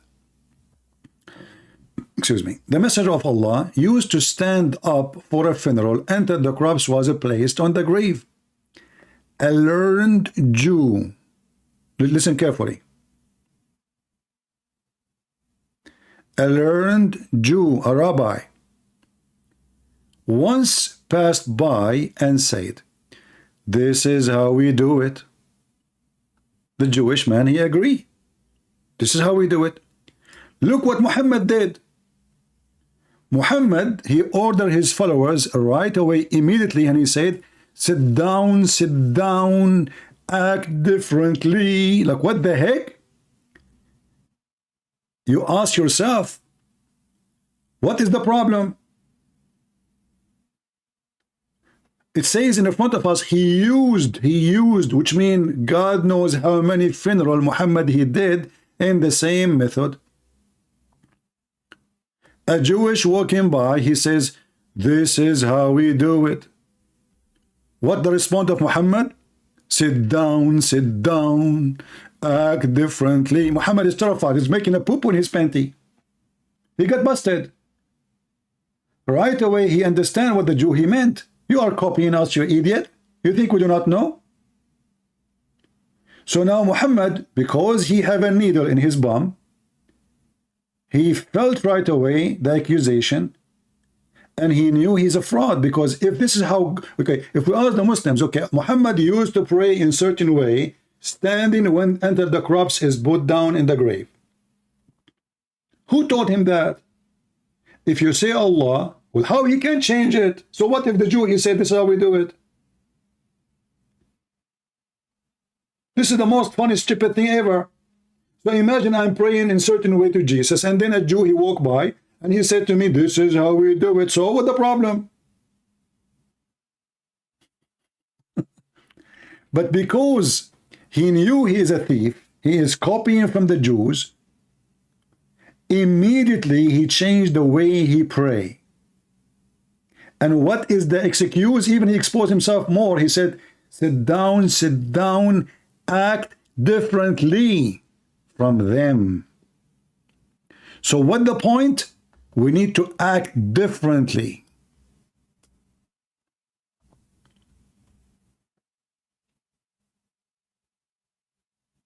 How that can be a prophet of God? So the prayer Muhammad was praying here, who is the one who gave him command to change it? Allah? It's just a Jew. He just said to him, this is how we do it. A second ago. A second after, sit down, act differently. What if Muhammad was having sex with his wife and a Jew, he saw him doing it as all a human they do, and then he said to him, this is how we do it. So what Muhammad will do? He will act differently. What if Muhammad is eating using his mouth and a Jew walk by and he says, this is how we do it? So because Muhammad, he knew he is a thief, he don't have a religion.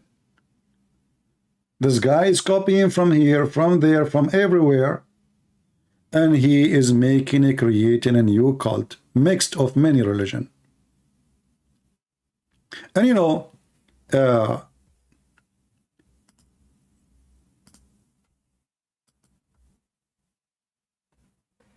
look at the answer of Mansour. Mansour, why you don't call me my friend? I mean, I think you will be the best. His name is Mansour, which means victorious. I can tell you are always victorious, Mansour. I can tell who is washing dishes at home. Look what Mansour said. Why it does matter if someone gave him a suggestion. What the heck? He did not give him a suggestion. He said to him, this is how we do it. And if you are saying about worshiping one God, are you saying to me that the Jew, he was suggesting to Muhammad to worship God in the correct way and Allah was mute? All those years Muhammad is doing the wrong thing. And then a Jew, he schooled your prophet and he told him what to do? What's matter is that we have a truth of God. Do you Christian have a truth when you gospel stories don't match? Well, why you don't call me and tell me about the gospel story don't match? Like what? Like the stupid Uthman, he says to you, one it says that Judas, he died because his belly exploded, and the other verse says he was hanged. This is because you are stupid. The guy was hanged there for many days and then he fell down because his body decayed. You Muhammadan illiterate like your prophet. Mansour, you are a person who believes that shaitan take hair from your anus. So I cannot explain to you unless you prove to me that your anus is under attack. I mean, even when you speak is stupid. Isn't it the Quran confirmed the book between our hands? So how you Muslim, you say different stories and the Quran confirm it? Are you saying to me that your God Allah is stupid and he confirmed our book? And you Muslims are more stupid than Allah and you deny our book? If we go right now to the Quran, we will find Allah saying the following. Read. I forgot, you're an idiot, like your prophet. Chapter 2, verse number 89. It says what? Confirming what is with them.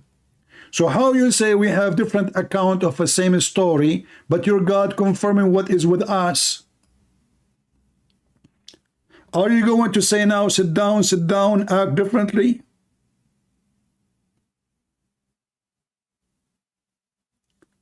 So those idiots, you see them in YouTube, saying there is error in the Bible, and then their Quran says the Bible is no error. And not only that, one of the stupid things the Muslims they come to us with when they say that the Bible is corrupted. Do you know what does that mean? Don't argue with them, just laugh, says, the Bible of Allah. Right away you will see how the Muslim face will become like a lizard face. Because the Muslim, they believe, according to the stupid Muhammad, that Allah is the one who sent the Torah and the Injil. So what's my problem? A Muslim saying to me that his God always gets screwed. He sent books, he cannot protect them. What's my business? It's not my book. You see, the book of God is not my book, not your book. This is the book of God. So if you're a stupid God, he say he sent the book and he could not protect his book, that means he's no God. Here we go. Chapter 3, verse number 3. And just to make it more funny, chapter 3 is Alu Imran. The stupid Muhammad, he think that Imran is the grandfather of Jesus. Solve this problem now. But Imran, or Amram, is the father of Moses donkey. But that is a different story. Here it says, it is he who sent down the book. Okay, which book? Between two brackets, the Quran. To you, Muhammad. Okay, wonderful. With the truth, confirming what came before it. Look at the stupid God. He confirmed it. And then he sent down the Torah and the Gospel. So a Muslim, Abdul, he says to us that the Torah, brother, the Torah and the Gospel are changed, brother. Well, here we go. You are giving a finger to Allah. You are saying that Allah, he is a stupid God. He sent books. He could not protect them. I have 4 books. You cannot change my books. I challenge you. You cannot. Can you? What kind of religion this religion is? So when a Muhammadan, he said to you, your book is corrupted, laugh at him and says, you mean the book of Allah. And not only this, the stupid Muhammad, he decide that the book of Allah is the Injil. But this is the Greek book. Like, what the heck? Isn't it the Quran says, we never send the messenger except in the language of his people? So why Allah, he sent to Jesus, who was sent to the Jews, a book in Greek, if he is only sent to the Jews, according to the Quran and the Muslims? Injil? You ask the Muslims, what Injil mean? They don't know. They have no idea. Thieves. This is the religion of thief Muhammad. The thief Muhammad, he still named. They do not know what Injil mean. Okay, what Torah mean? Hey Muslim, what Torah mean? They don't know. Okay, why he call it Torah? We don't know. Allah knows best.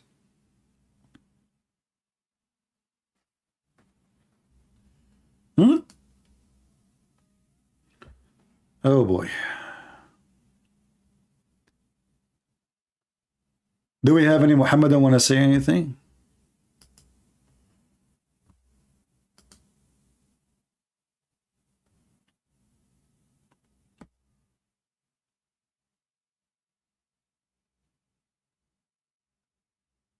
Any Muhammadan?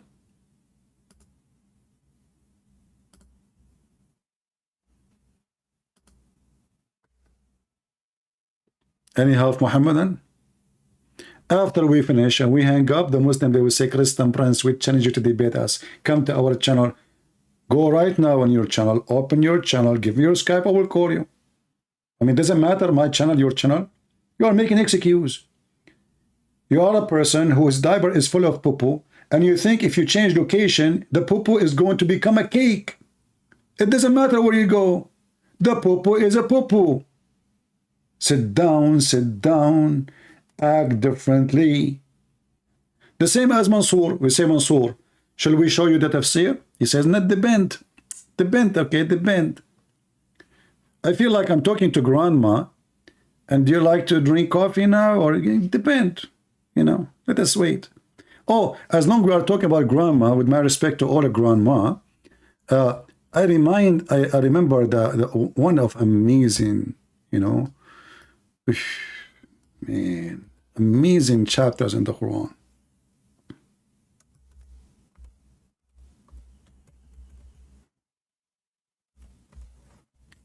I don't know how I can deliver this verses for you. It's impossible. It must be made by the true God. You know? You see the true God, brother? Yeah. Look at this verse.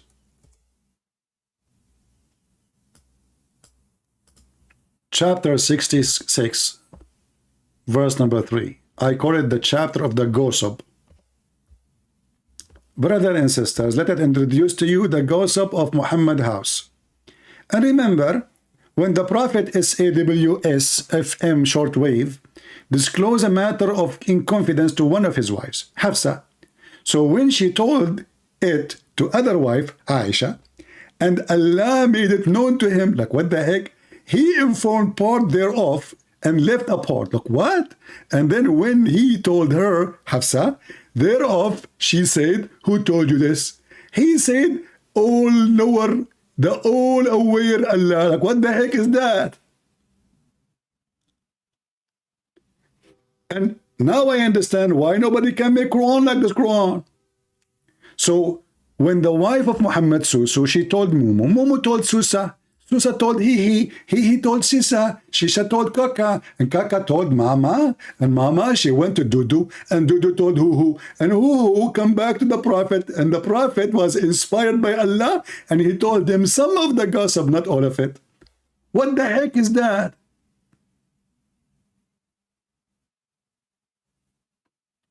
That is God? If this is God, what is Joe Biden then?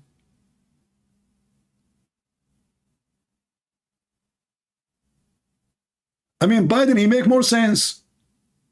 You know the thing? So when Muhammad, he told the thing to his wife about the thing she told him about the thing, she told the other wife about the thing, and the other wife, she told the other thing about the thing, and then Allah, he made, what is even making more and more, like more silly, and Allah made it known to him. That's deep.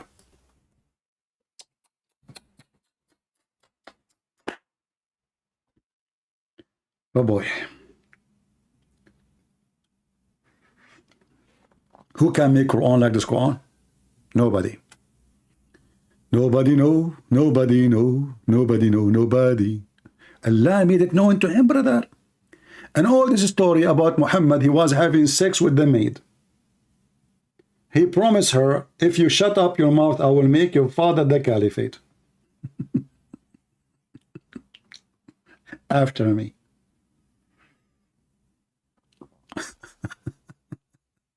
This is God? Are you sure? What the heck? That's so deep. I think Aflatun, if you read this, his brain will be exploding. Imagine we give this just verse from the Quran to Aflatun. And I say, Aflatun, the Greek philosopher, can you, with your philosophy, explain what's going on?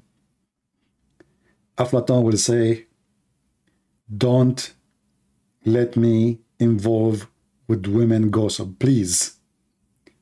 So the Prophet told the wife she told the other wife told the other wife, and the other wife told the other wife, and then Allah, he made some of it known to it, and then Allah, he informed part thereof, and left a part. What is killing me? Why Allah, he left the part? Why? I mean, I want to know why he left the part. Come on.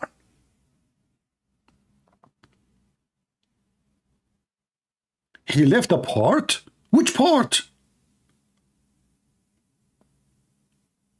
Susu told Mumu part, or maybe told Susu? What the heck is that?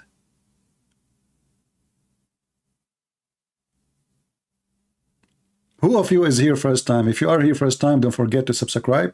If you are here second time, don't forget to unsubscribe. Because according to Allah, the one who subscribed to Christian Prince is doing evil deeds. But if you unsubscribe, brother, Allah will give you double deeds, so you will win. So keep subscribing, unsubscribing, subscribing. Well, look at the logic of stupidity.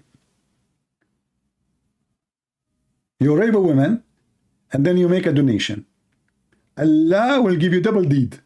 That's good.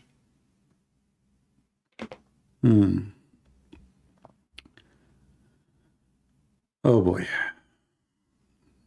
Do we have any Abdul? If you are here first time, I feel sorry for you, because that's it, you're stuck. You will be here always, and you will be addicted. Our program is very, very, very much a lot of education. In the same time, it's fun. I mean, you will get fat. Just wait. You will laugh a lot. You know, they say, oh, look, Mansoor is talking. Hold on. Stop the chat. Mansoor is giving birth. Hey Mansoor, do you remember the story of the guy who played with the miswak in his anus? And then according to the Muslims, Allah, he made him give birth to a rat after 9 months? Mansoor, be honest. Is that you, that person? So Mansoor, he go, like when he asked him the question, he go mute. After 10 hours, he come back. Look what he said. First of all, the Bible of today is not the same as the one back then. Okay, but back then? Wonderful. That's mean they have the book back then, you idiot. So you Muslims should have it in the Quran, with the Quran, because this is the book of Allah. You see how stupid you are? Look what Mansoor he did. Poo-poo. Poo-poo maker. Poo-poo. Paparino. Now I know where pepperoni is coming from, but pepperoni in the Islamic style. Look what he just did. So he said, at that time, he trying to fix it, how Allah confirming the book between their hands. But that's mean all the Christians in the world, their books between their hands is the same.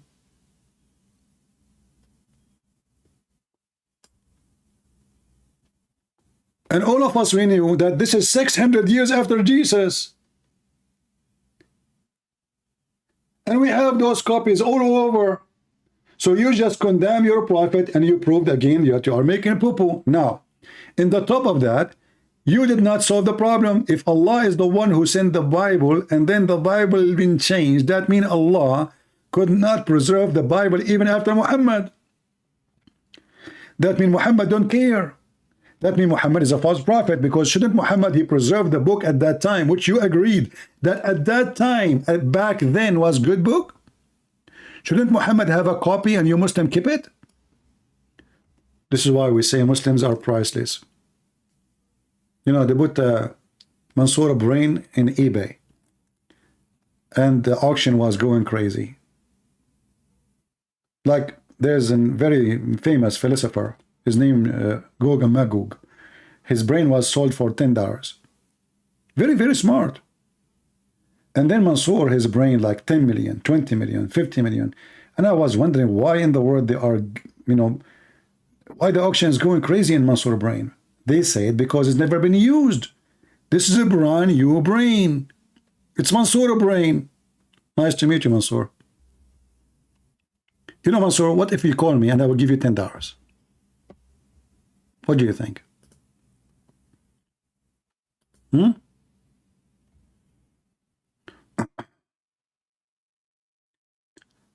A Muslim, he is saying to me,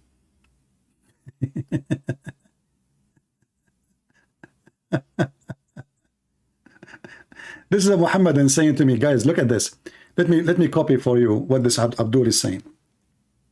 Why does the Bible God allow sex slave number 31, 17, 18 educate us? Why Christian prince is being selective?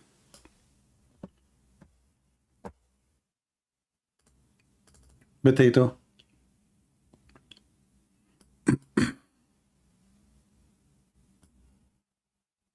You see, we are not like Muslims. We run away from questions. We laugh at your questions. Show me where it says sex slaves. Go ahead. I challenge you in front of everybody where it says sex slave. Go ahead. You are the one who mentioned the book of Numbers, chapter 31, verse 17, 18. You Muslims are a bunch of liars. However, sex slave is in the Quran. You see, when you mention something, you have to prove it. Potato, like your father, Muhammad. We go in the Quran, it says, we type this, the word, malakat aymanakum. What you can do with them? You can use them for prostitution. If you force them, Allah is all merciful. Chapter 24, verse number 33. Potato.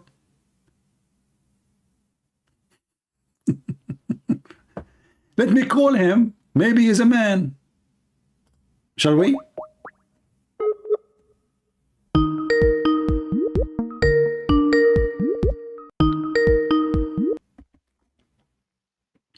Hello?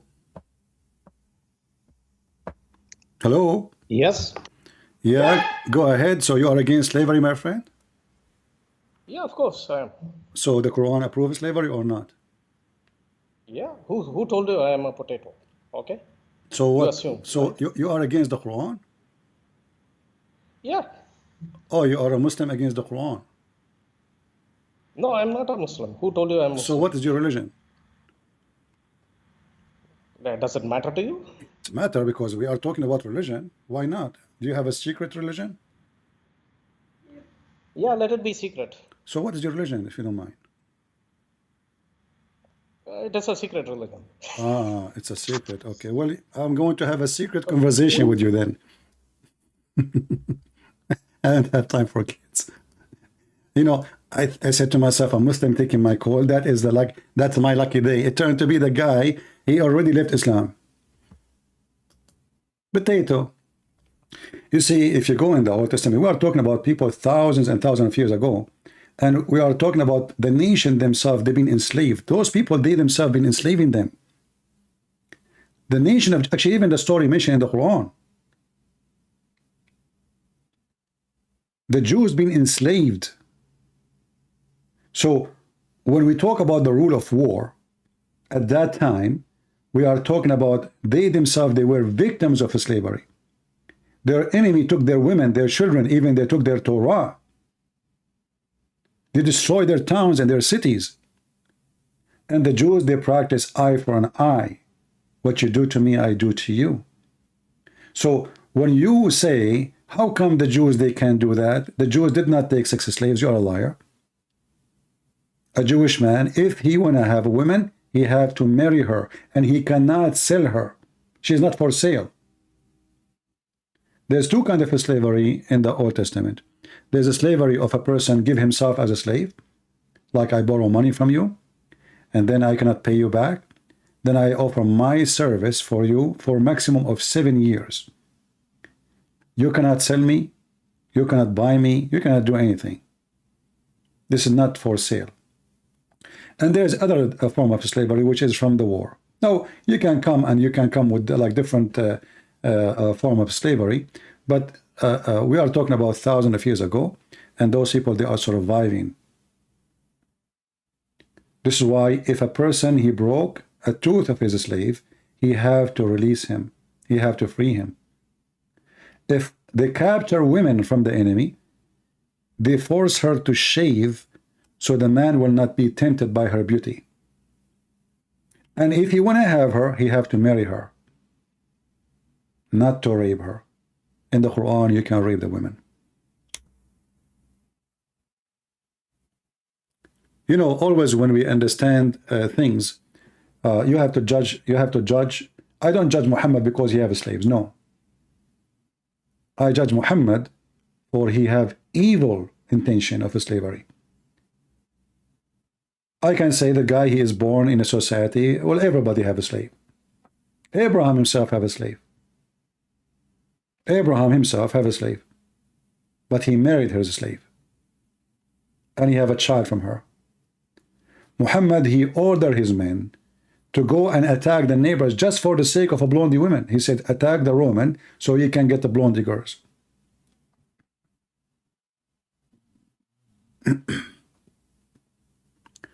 Do we have any Muhammadan? There's a guy, his name is Daniel. He said in the video, which one is better, to own somebody or to rent somebody? So according to him, to own somebody is better than renting somebody. This is today. We're not talking about centuries ago. Anyway, if you are here first time, don't forget to subscribe. And if you have a Muslim cleric, a sheikh with long beard, big beard, he have the courage to come and debate me. You will treat him nicely. I will call him, or he can call me, and let the whole world judge. We have Safras calling. Hey Safras, how are you? Hello, mister. You okay, yeah? Yeah, I'm okay. Are you? Good. Why you are okay, Safras? What happened? I am okay because I am sure of my salvation. I have got. I am, Okay. That's a good topic. He is sure of his salvation, but isn't it your prophet? He says that he cannot trust the mockery, the makr Allah. What was that? Your prophet says that he don't trust Allah. He does. He don't. Why doesn't he? Okay, let us read the hadith Yeah. together. Okay, hold on. Let us read the hadith together. What do you want? Are you laughing at your prophet? I'm laughing at we Muslims are going to be the successful ones on the day of judgment, inshallah. What will happen in the day of judgment? On the day of judgment is going to be 50,000 years for you disbelievers and a few hours for us lot. So The Muslims and being so the Quran is lying. no, Because the Quran says وَمَا مِنْكُمْ إِلَّا وَرِدُهَا. Do you understand what it says? if you say it English, You are a person who speak to Allah in Arabic, but you don't know what I said. but I'm not. But I'm not Arab. Okay, don't waste my time. Read with me. It's in the screen. On the screen. Yeah.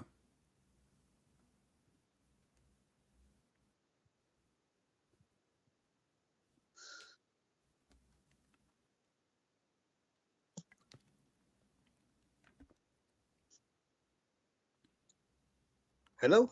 Yeah, read. Go ahead. What hello? The screen is gone. The screen's not even there. The screen is gone. Did you say inshallah? Wait. Oh no, the screen's there.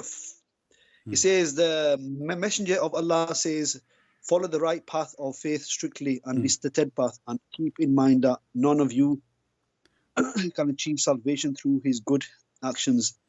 Someone said, not even you, O messenger. He said, not even me, unless Allah grants me his mercy and grace. Explain. Go ahead. Yes.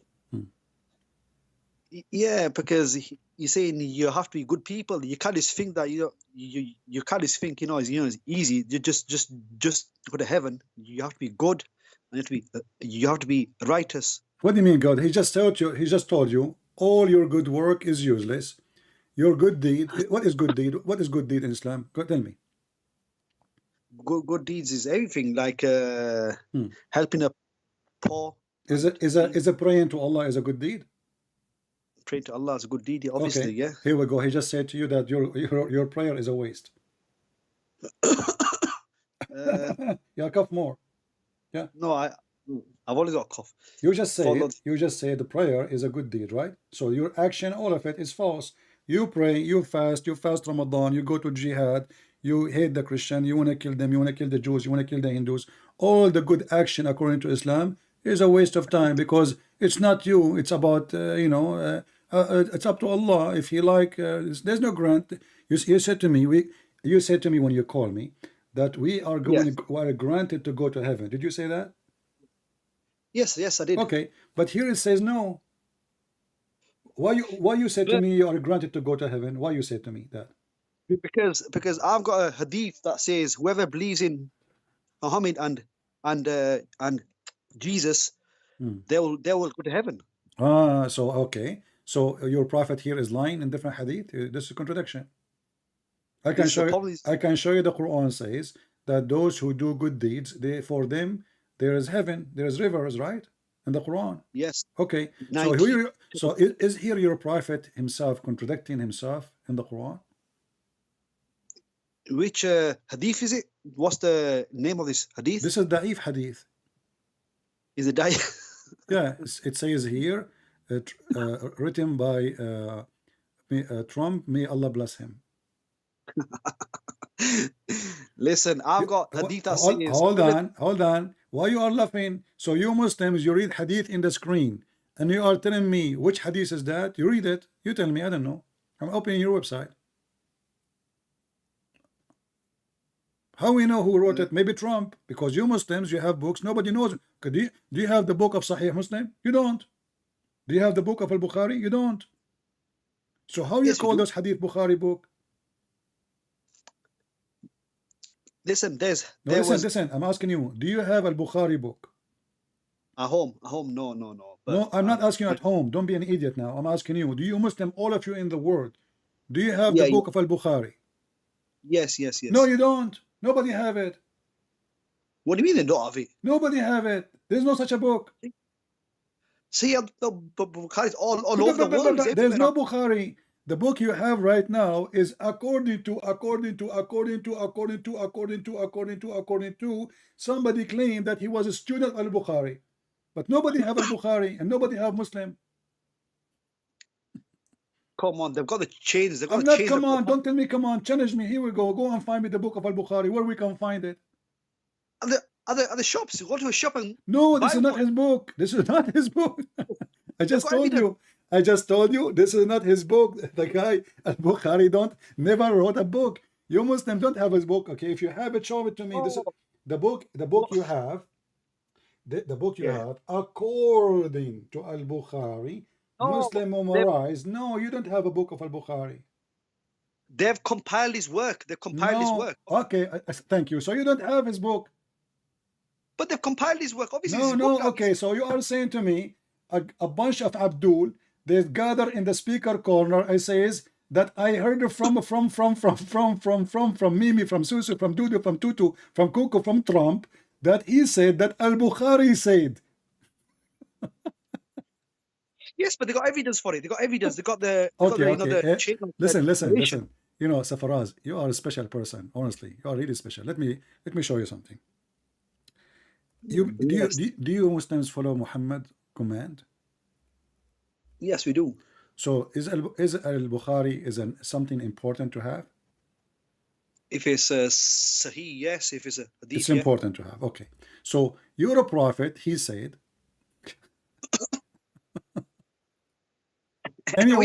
Anyone who write from me anything beside the Quran, he should erase it.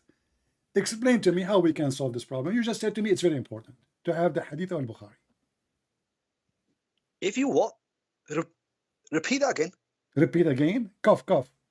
Here it says No. that the prophet said, don't take down anything, which means don't write anything down from me. And he who took it down, anything from me, except the Quran, he should efface that and narrate from me. So only Quran we can write down.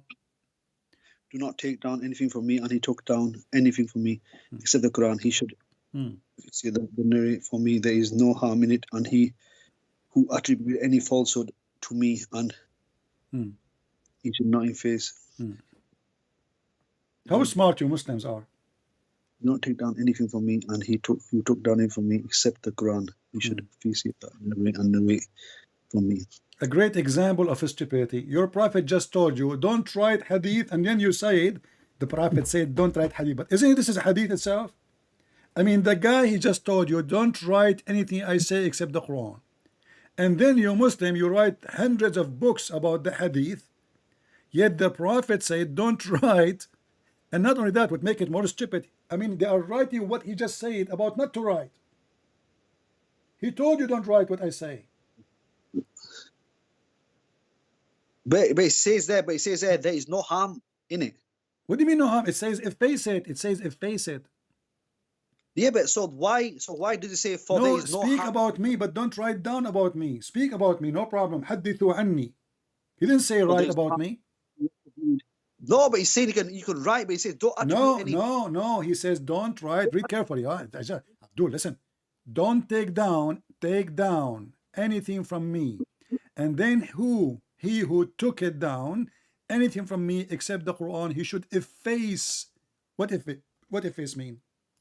Yeah, take it away. Yeah.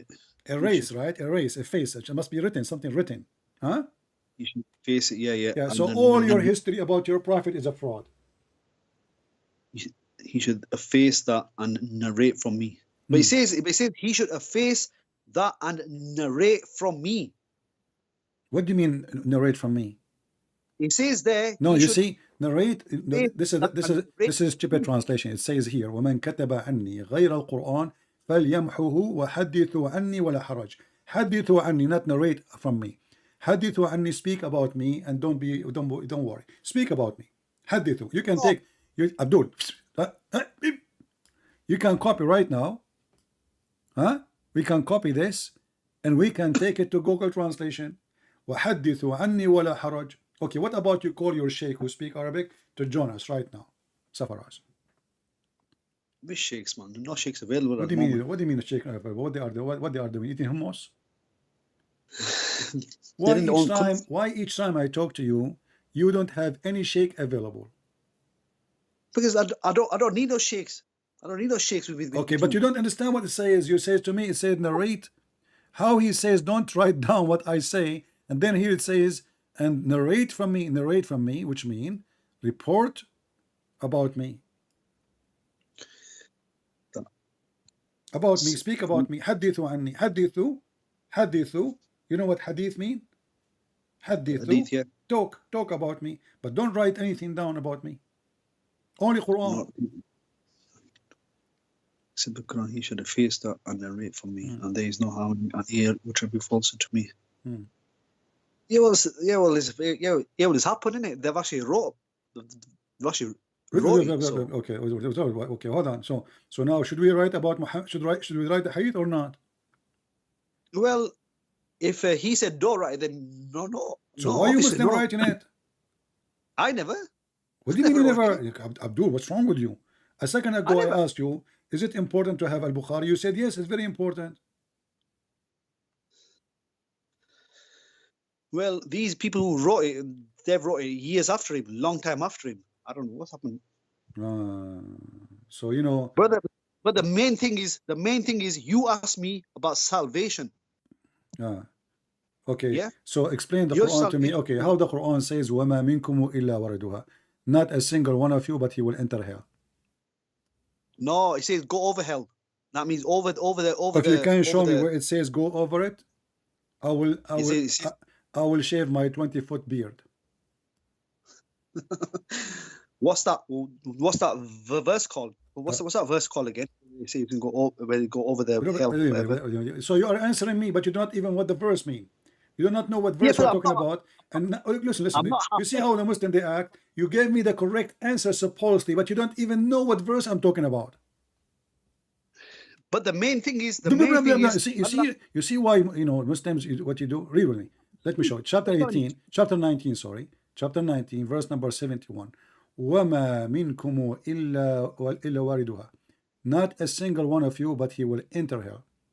Shall we go and read the interpretation? Mansoor, he said to me, why you don't read the interpretation? What do you think? Shall we go to the interpretation? Put in English, please. Shall we go and read the interpretation? Yes or no? Yes, no. Put the verse in English, I said. In English, it says you will pass over it. In Yusuf Ali translation. Over it, yeah? Over it. Okay, what is the word over it in the Arabic Quran? No. You don't teach the Arab scholars. Arab scholars say they'll go over it. Yusuf, go over it. Did you watch the video of Yasser Qadhi? He was saying that Yusuf Ali don't speak Arabic? Okay, Yasser Qadhi. I don't care about him. He's not a scholar. Okay, here we go. I changed the translator. It says pass through it. This is translation of Wahyuddin Khan. I just changed the translator. Look what happened. The new Quran now. It says there's not one of you but shall pass through it. Pass over it. It says over it. No, through it. Read it. Wahidun. Why on earth are you going to Wahidun for? It says, read, it says, and they're not one of you but shall pass through it. It's a decree from Allah. One verse says go through it, and most of them say goes over it. What verse? There's only one verse, idiot. What we're talking about? There's only one verse. These. Shall we go and read the interpretation? Is that okay? Sahih International. That's the one that What's Sahih International? What's Sahih? We are reading Quran, Abdul. What's Sahih International? What's wrong with you? You want translation of Sahih International? Sahih International, yeah, that is a main one. That's a main. Okay, let's go to Sahih International. Hold on. So you accept Sahih International? Yeah. Yeah. Are you sure? Yeah. Read it. This is Sahih International. Yeah. What you will do now? But there's not even pass through it. Pass through it. But what does pass through it says, and there is none of you except he will come to it. This is the one you like. This is Sahih International Translation. Right, let me read it. And there is none will come to it. It says he will come to it. Okay, come to it. What does that mean? Wait, You are coming to hell. Welcome to hell, Wait. brother. Welcome to hell. You will come to it. You are a liar. You are a coming. liar. You are coming to it. Coming to where? To hell. No, it doesn't say go in. They're going to pass over hell. That's a hadith. What pass over Hadith. it? It says coming to it. But coming to it does not mean going in it. What? You are coming to hell. You are not coming to. You are not going to hell. Mispointer. You are mispointer. Okay. Abdul, listen. Why we don't read the interpretation? What's wrong? Brother, we know from our scholars who always teach this verse. They say we're going to pass over. No problem. As long as you mention, the scholars. Let us see the scholars. Can we? Why you keep saying the word scholar, but you don't want me to show you the scholars? But my teacher tells me is me over a bridge, over hell. Ibn Abbas is the highest scholar ever. He's the cousin of your prophet, correct? Yeah. Okay, read carefully what it says, Ibn Abbas.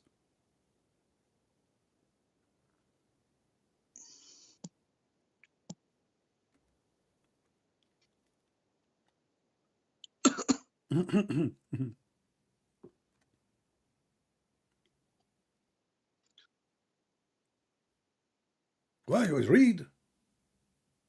There is not one of you but shall approach it. There is not a single one of you, exclusion of prophets and messengers, save that will enter it, i.e. hell. Audience. Please. So you will enter hell. Not mine. That's not my son. That's not my scholar. This is Ibn Abbas. This is the only real scholar. The rest are potatoes. This is the cousin of your prophet, and your prophet, he prayed to Allah. He says, may Allah make Ibn Abbas the ink of knowledge of Islam. So are you saying to me your prophet, he chose him wrongly? Oh, you're laughing at Muhammad now? Safras, shame on you. CB, there's many of this verse. Safras, what your dad and your mom will say about you laughing at your prophet? Come on. Listen, you have to understand, you have to go to the verse. What understand? It says, did Ibn Abbas, is he a Muslim or is a Jew? He was Muslim, obviously. Okay. Is he the cousin of your prophet? Yes or no? Yes. Okay. Is he the uncle or the cousin? Forget about this one. So that he will enter i.e. hell. Well, we've questioned our graduation, not even single one of you, but he will enter hell. Listen, Zafar. Honestly, I like speaking to you because you are a person of knowledge. And what is driving me not that the Quran discover things nobody knows. I heard that. I don't know. Do you know anything the Quran discover nobody knows? Besides that Muslim will go to hell? The Big Bang is in the Quran. The Big Bang. Where is in the Quran the Big Bang? I'm not a half-first I know verses by heart. That's him. So you don't remember the Quran, you remember the word Big Bang? The doctor Zakir next to half-first. Ask him. Zakura Nayuka. Okay, he said. Oh boy. Naik. What is the word? What is the Big Bang in the Quran? You Muslims are really crazy. Okay, hold on. So according to the Big Bang, how many million years it took the Big Bang to happen? Billion years, right? Billions. All right. Yes. So it's not Saturday and Sunday and etc. Right? It's not 6 Nobody days. knows it. What do you mean? There were no such days at that time. There were no days at that time. Okay, but do you confirm what the atheists they say it is billions of years? Do you agree with them? I don't agree with no atheists. Atheists are hypocrites. So you agree with who? The one who came with the Big Bang is the atheist. No. They don't. It was in the Quran already. No. It's in the Quran already. No, the atheist is the one. You are copying even their name. The Big Bang is in the Quran. It says Big Bang. But the description does the Quran say the sentence or the phrase Big Bang, or this is what the atheists they say? Yeah, it's the same kind so of the thing. Big Bang, it took millions of years, hundreds of millions of years, billions of years, And you said you agree with that, correct? Nobody knows exact. So it's years, not 6 exact. days. It's not 6 days. Do you agree or not? Not 6 days. What do you mean it's not 6 So days? do you believe No. in the Big Bang or you believe in 6 days of creation? We believe that the heaven and earth was one joint entity, and it exploded, and Okay. everything was created. In the Quran it says that? Chapter 9, I think it's chapter 9, verse 30. I think I don't know which verse it is. One of the verses. It says, heaven and earth one, and we made it. So in the Quran it says that there used to be one entity and they exploded? Yes. The heaven and earth. That's deep. How come I never heard You know, this before? Well, I don't know where you're living and which cave you're living in. Okay. Well, if you can show me the word explode in the verse, I will explode live on air. Can you show it to me? Everything. No, I said everything was one, and then it's all split. You all split. I'm open. asking you, does it say that the word explosion exploded? No, but I'm just gonna example of what happened. It's split. Okay. Split open. But the verse you choose for me, it says that there was earth and there was heaven, correct? Heavens and earth, they will exist. They used to be attached as heaven as earth. Chapter 9. Is it chapter 9 verse 30, is it? No, chapter 21. Chapter 9. Do you want to call a friend to help you? No. Okay. I'll deal with all you lot myself. It's too easy, you lot. Yeah, very easy. I can tell. However, you can cough when you are like in trouble. It's okay, just to buy time. Yeah. So read it. What are you doing? Wait, let me. It says, "Don't the disbelievers known?" It says, have those who have disbelieved not considered that the heavens and earth were a joint entity, and we separate them. All right. Are they separated? Is the earth separated from the sky? Well, everything was one. The what? It says everything was one. The heavens and the earth. Are we separated from the sky? Is the earth separated? Or we are inside the sky? We are not inside the sky now. We are not. Where are we now? We are under the sky. We are what? We are under the skies above us. We are under the sky. So now the one who they are in, it is night time for you, right? Yes. Okay, it's daytime for people in Canada. So who is under and who is above now? What's that? No, it's rotating. The earth's rotating. So that's mean we are rotating inside the sky. We are not separated. We are just little dust inside the sky. Yeah. No, we're under the sky. So the Quran is wrong. This is number one. No, it's not. It's wrong because we are. So if there is little dust flying in your room, if you go in the basement, if you have a basement, you look from the window when the sun is coming, a light coming, you will see a lot of dust flying on the air. Is that correct? Yeah. Okay. This is how the earth is. A little dust flying in the space. So are we inside the basement or out of the basement? We are inside the basement. You're making things complicated. I'm not making it complicated. I make it simple. So the Quran is wrong. Secondly, according to your prophet, according to your God, the believer at that time, they knew this. So how this is the Big Bang? Don't they know? Actually, in Arabic it says alam yara, awlam yara, which means don't they see? It's something we can see. It's something we can see. Not something happened a long time ago. No, I'm saying do not the disbelievers see. So he's showing the disbelievers. Yeah, at that time, in the time of Muhammad, don't they see? So it's something we can see with our naked eyes. We do not need an antenna or radar, which is made by Muslims anyway.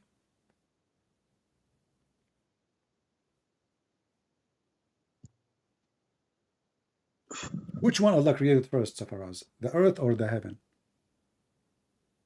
No, he created the universe, the earth, then earth. No, my question is very simple. Don't give me, the prophet said to his wife, and one of the wives, she said to the other wife, and the other wife told the other wife, not to tell the other wife about what the prophet says about the wife. So listen carefully. Which one Allah created first? The sky or the earth? I'm sure the sky, they didn't. It's the sky, I'm sure. The moon, Are you the sure? stars. Are you sure?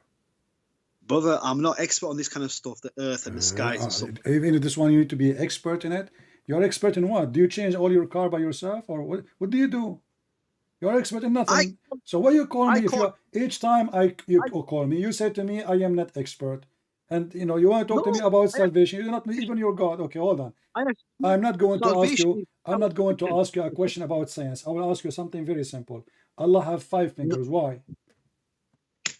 No, that's not important for me. That's I want something. I'm giving you something very easy. Hold your fingers. 5 fingers. Allah have 5 fingers. Why? It doesn't matter. It doesn't matter if he's got 5. He's got 6, 7. Why not 6? It doesn't matter if he's got 100. How the Muslim they say nothing like Allah. Well, I have 5 fingers. Allah have 5 fingers. There's many animals have 5 fingers. So how Allah He shared the same with us? Why? But his things do not look like ours. Ah, He's got his own. Okay, hold on. So the fingers of Allah, He called them fingers, but they don't look like fingers. No. We can't comprehend how his things look like. You can't comprehend. Okay. Nope. Is Allah like a tree? Is Allah like a tree? No, not a tree. No. Okay. Is Allah like a light? No. Nothing can comprehend. Is Allah like a fire from olive tree? Listen, I told you before. Okay. Abdul, you just said to me, no, but this is in the Quran. Allah, He said that He is the same as a tree, the same as a lamp in the niche, and the niche in the lamp, and the lamp firing from all the description I just told you. It's from the Quran. Allah says to us, there is nothing like Him. Abdul, all the description which you said to me, no, all those are from the Quran. You keep saying to me, no. I said, is Allah like a tree? You said no. I said, is Allah you said no. No, He's not. He's not like no tree. You're on drugs. Here we go. The Quran says so. Chapter 24, verse number 35. Allah, He said, He is. I told you, is Allah like a light? You said no. Is Allah like a tree? You said no. Is Allah like a lamp? You said no. Is He like lighting from fire from olive oil? You said no. But this is how Allah described Himself in chapter 24, verse number 35. And you said no. The lamp is a glass, a brilliant, blessed, lift from a tree, blessed and all. Allah is the light of the heavens and the earth, the parable of His light. No. Don't be trying to playing games here, man. He's talking about the light. He's giving an example that He's a light of the world. I just said to you, like. I did not say He is. I said like a tree. You said no. I said like a lamp. You said no. I said like olive oil. You said no. It's you who said no. Man. No, he's not. Come on, you know you're misquoting the verse there. You're a joker. Okay, listen. No. Safras. By the way, what's Safras mean? Safras. Safrat means Safrat? Safras, I don't know what it means, to be honest. You do not know what your name means too? It doesn't matter what my name is. Living, man. Like you woke up in the morning, you find like what happened is it was an accident. Like your mom, she call you Safras. Didn't you ask her all your life? Why you call me such a name? What does that mean? Nobody asked the parents. What does my name mean? Okay, didn't you have a curiosity to know what your name means? It's a Muslim name. Simple. Safras is a Muslim name. Yeah. Since when? It's a Muslim name, isn't it? Okay, give me one of the companion. His name is Safras. Go ahead. Oh my word! How many companions? What do you mean or the shin of Allah? So you do not know. You are saying things you do not know. Okay, forget about this. I want you. We have 1,300, 400 people listening. Can you give me one clear proof that Muhammad is a prophet? One clear proof. Yeah. The best, the most strong one. The Quran is there, but I think you have to go to Azhar 42. Isaiah. You're gonna run for Azhar 42. You're gonna run for that. Okay, no, we can read it, no problem. But Isaiah 42 is about your prophet or about God? About the prophet. He says, my servant My servant. Ah, this is about my servant. Ah, and who My is servant. and who Listen is to me, listen. okay? Hold on, hold on, hold on, hold on. So you are saying Oh, to you're not me, listen, Safras, wait, sorry. You are saying to me that you Muslim could not find the proof of your prophet in your book, but you are trying to find our book, which you Muslim keep saying is corrupted. He's in the Quran, but the thing is, you are Okay, not so gonna. I'm asking you now, can you give me a proof that your prophet is a prophet? Well, it says it in the Quran. Where, Allah where? says it. I can say, I can make my Quran says I'm a prophet too. What do prophet mean? Prophet means somebody he prophesy, correct? A prophet means he prophesied. Yeah, he Okay, did. He what did. what is the prophecies of Muhammad in the Quran? Is they're not in the Quran? They're in the Hadiths. So the prophecies of the prophet is not in the Quran. So what's the point of the Yeah. Quran then? The Quran is from Allah's speech. The Hadith is from His speech. Exactly. But the prophecy, in order to come to Muhammad, it have to come from Allah, Allah's speech. Prophecy is Allah's speech. But the Hadith is like the New Testament. Jesus Abdul, speaks the New we Testament. just showed you your prophet saying that he said, don't write what I say, only the Quran. So if there is a prophecy of your prophet, should be in the Quran. Okay, I found a prophecy. I need you to help me. Is it true? Somebody said to me, I don't know if it's true or not, that hail come from mountains in heaven. Is that correct? Yeah. It's true? There's mountains in heaven? Have hail? Mountains in heaven. There's a lot of description in heaven. There's a lot of description. This is not the question. I'm asking you where hail is coming from. Is it coming from the cloud or from mountains in heaven? Wait. I'm just putting my Do you wanna cough? No, I'm just putting my phone on charge. Yeah. Right. Can you please just ask me that again, please? Okay. Where hail is coming from?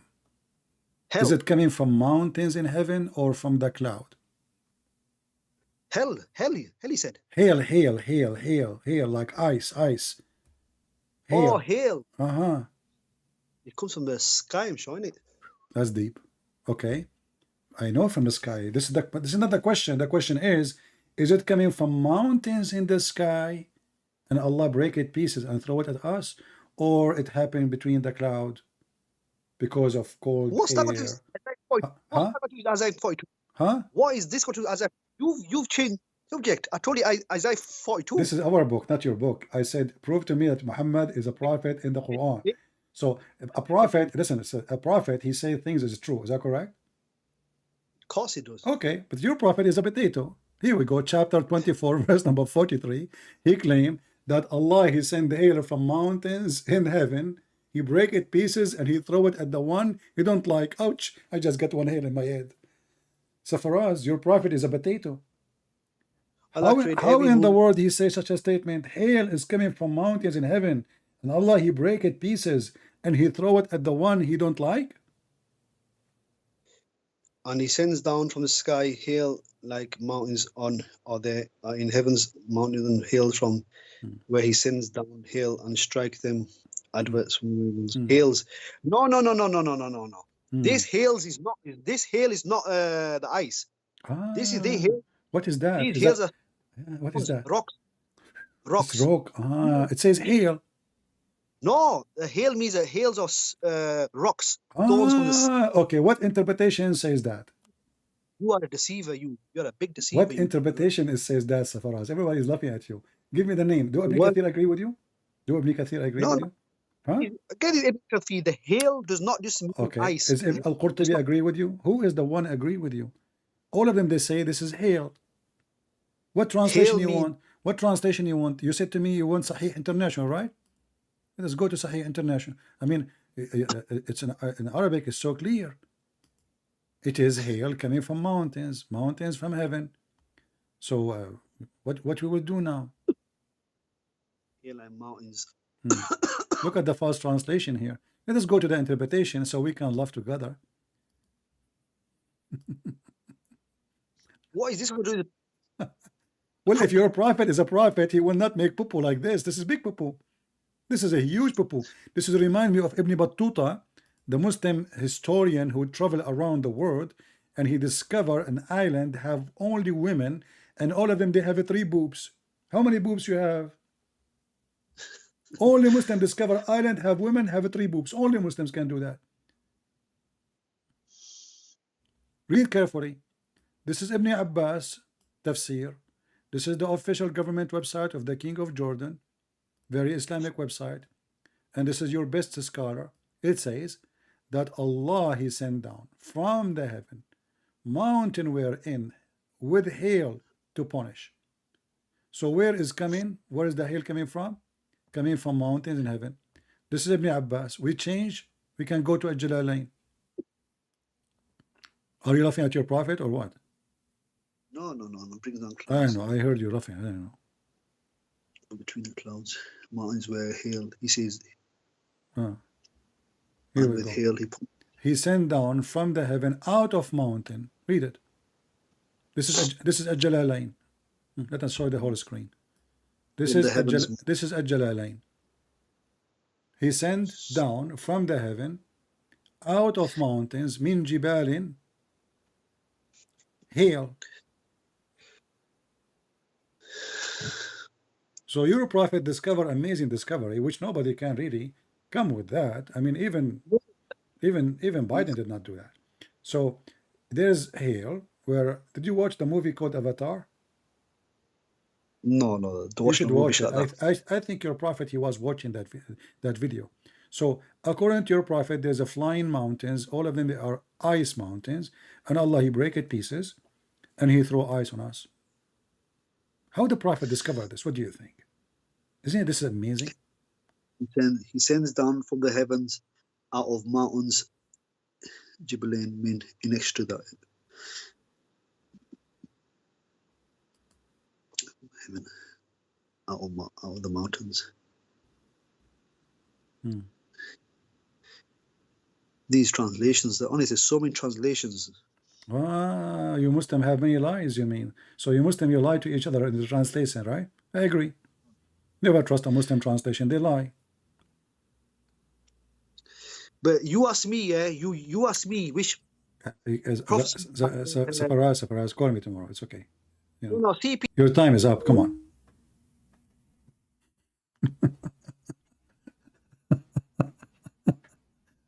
I feel sorry for you. Why you don't bring your sheikh to call me? I mean, that said, the prophet is a prophet. He is the one who discovered that women have a semen coming from their breast. That's why I'm still single. You don't want to go to the bedroom. Your wife should take off her bra. What the heck? She have a breast testicles. Hell no. The only prophet who discovered that women have a sperm coming from their ribs and where the top ribs. I mean, the women really are hiding secret from us. And we men, we think that we are the one who have testicles only. It turned to be that women testicles are way bigger.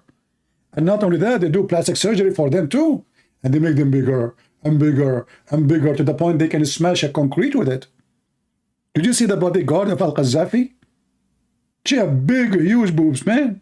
It turned to be those are testicles. Who discovered that except Prophet of Allah? Nobody can do that. And the sperm of the man is coming from the backbone. This is why once, by mistake, I hit somebody in his ass. Until now, he cannot have babies. I broke his backbone. Do you know the song? It says, backbone, backbone. What you gonna do? What you gonna do when I come for you? It's coming from Prophet Muhammad. Peace be upon him. The prophet who discovered that the earth is flat, and Allah, he put mountains in the top of it to make it not to shake. And he discovered that Suleiman, he have a flying carpet, can carry 600,000 chairs. I mean, come on. American airline, for the sake of the shin of Allah, can you buy one of those? I'm sick of your chair. They give you a chair in the size of a mosquito, and your legs cannot even fit in.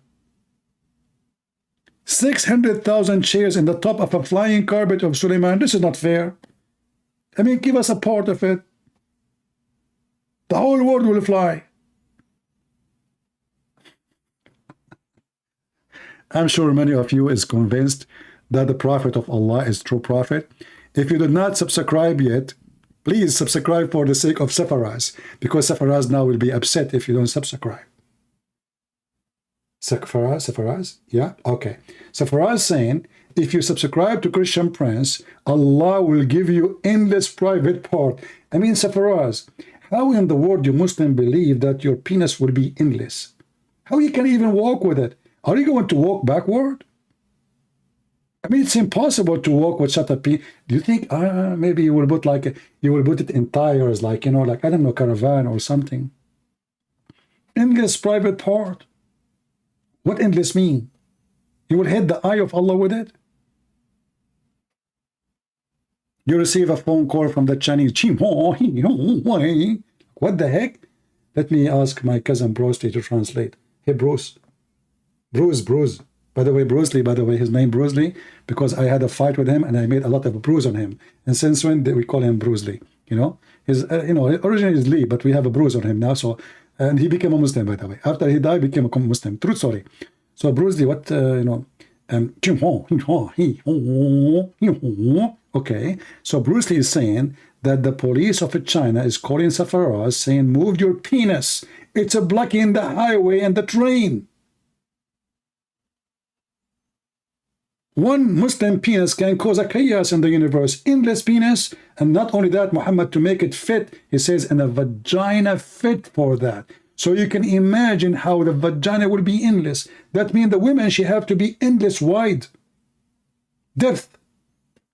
How the vagina will be endless?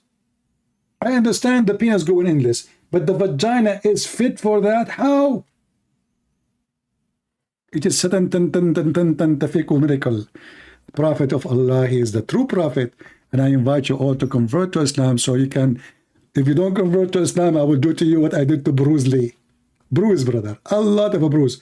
It's okay, I'm not talking about you now. Just go back to sleep. Okay, man, he hear his name right away, he wake up, he's scared, he's terrified of me, because I have like 7 white belt. So I have 7 white belt, and one is the other one is dirty because I was fixing my cars to become a black. True story. Oh Lord. I hope you guys have a good time today, and as you see here, we are sharing education, and we are not here to make fun of Muslims. We are here to expose the lies of Muhammad. He's a fraud. This religion is a stupid religion. And I say always, if a foolish like Muhammad is a fool, if a fool like Muhammad can fool you, how foolish are you? I mean, you have to be really, really suffering from mental illness. So we cannot agree more that Muhammad is the most obvious, false, stupid prophet. And we challenge all the Muslims around the world. Live challenge. I go live on air. I make my challenge live. I do not need to prepare for a topic, for a question, for a debate. They need to prepare, for they are false, for they have no knowledge, for they have no answer, for they cannot debate. If you are really a true follower of your God, then you can call me. Somebody is saying your God is immoral. I can show you. My friend, you are going to talk about immoral. Your God, Allah, is dead. Prove me wrong. According to the Quran, Jesus is alive. And you are saying to me your God is immoral. If you are speaking about ethic, your God, Allah, He allow you to have sex with your daughter. And you are talking, I don't know, Muslims, they say things, we laugh at it. And even you Muslims are waiting for the coming Messiah.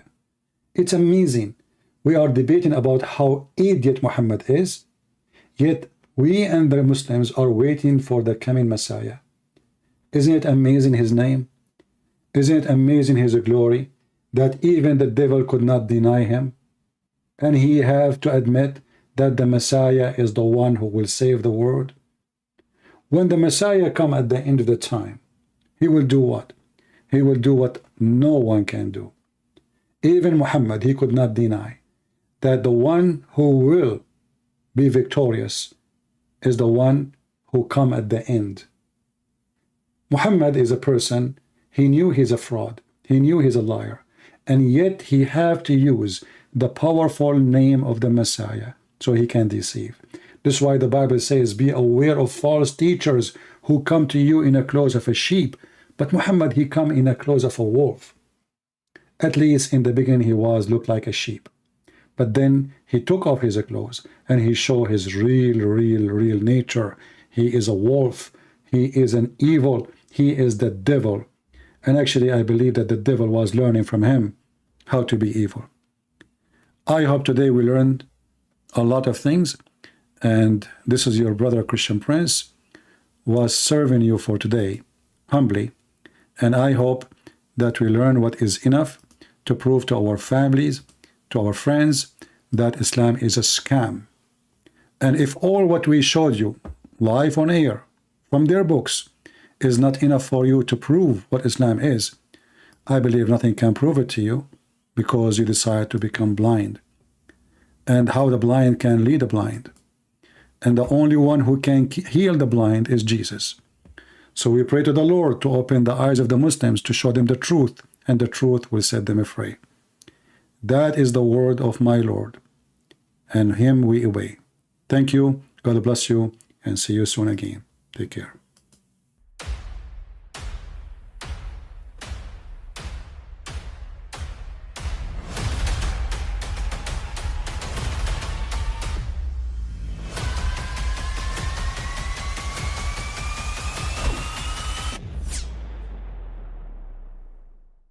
I mean, again, he doesn't know who Gabriel is, right?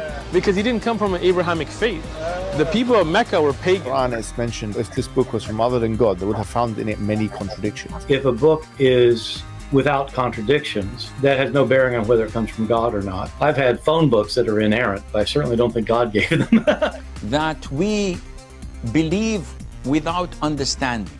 The brother asked a very important question, that most of the scholars say that listening to music, watching movies, and most of the television programs, they're haram. So how can we have fun? Let me tell you, brother, at the outset, that having fun is permitted in Islam as long as the fun is halal fun. That the standard narrative has holes in it. The Prophet tells us because Satan or the devil sleeps over our nostrils. Those who oversleep and not pray Fajr on time, Satan urinates in their ears. I really do think Jesus was crucified and that he really was dead and buried. He thought that he was a son of God in the sense that he was specially chosen by God. I think Jesus really did think he was going to be the Messiah, the future king of Israel. I mean, that is, after all, why they crucified him.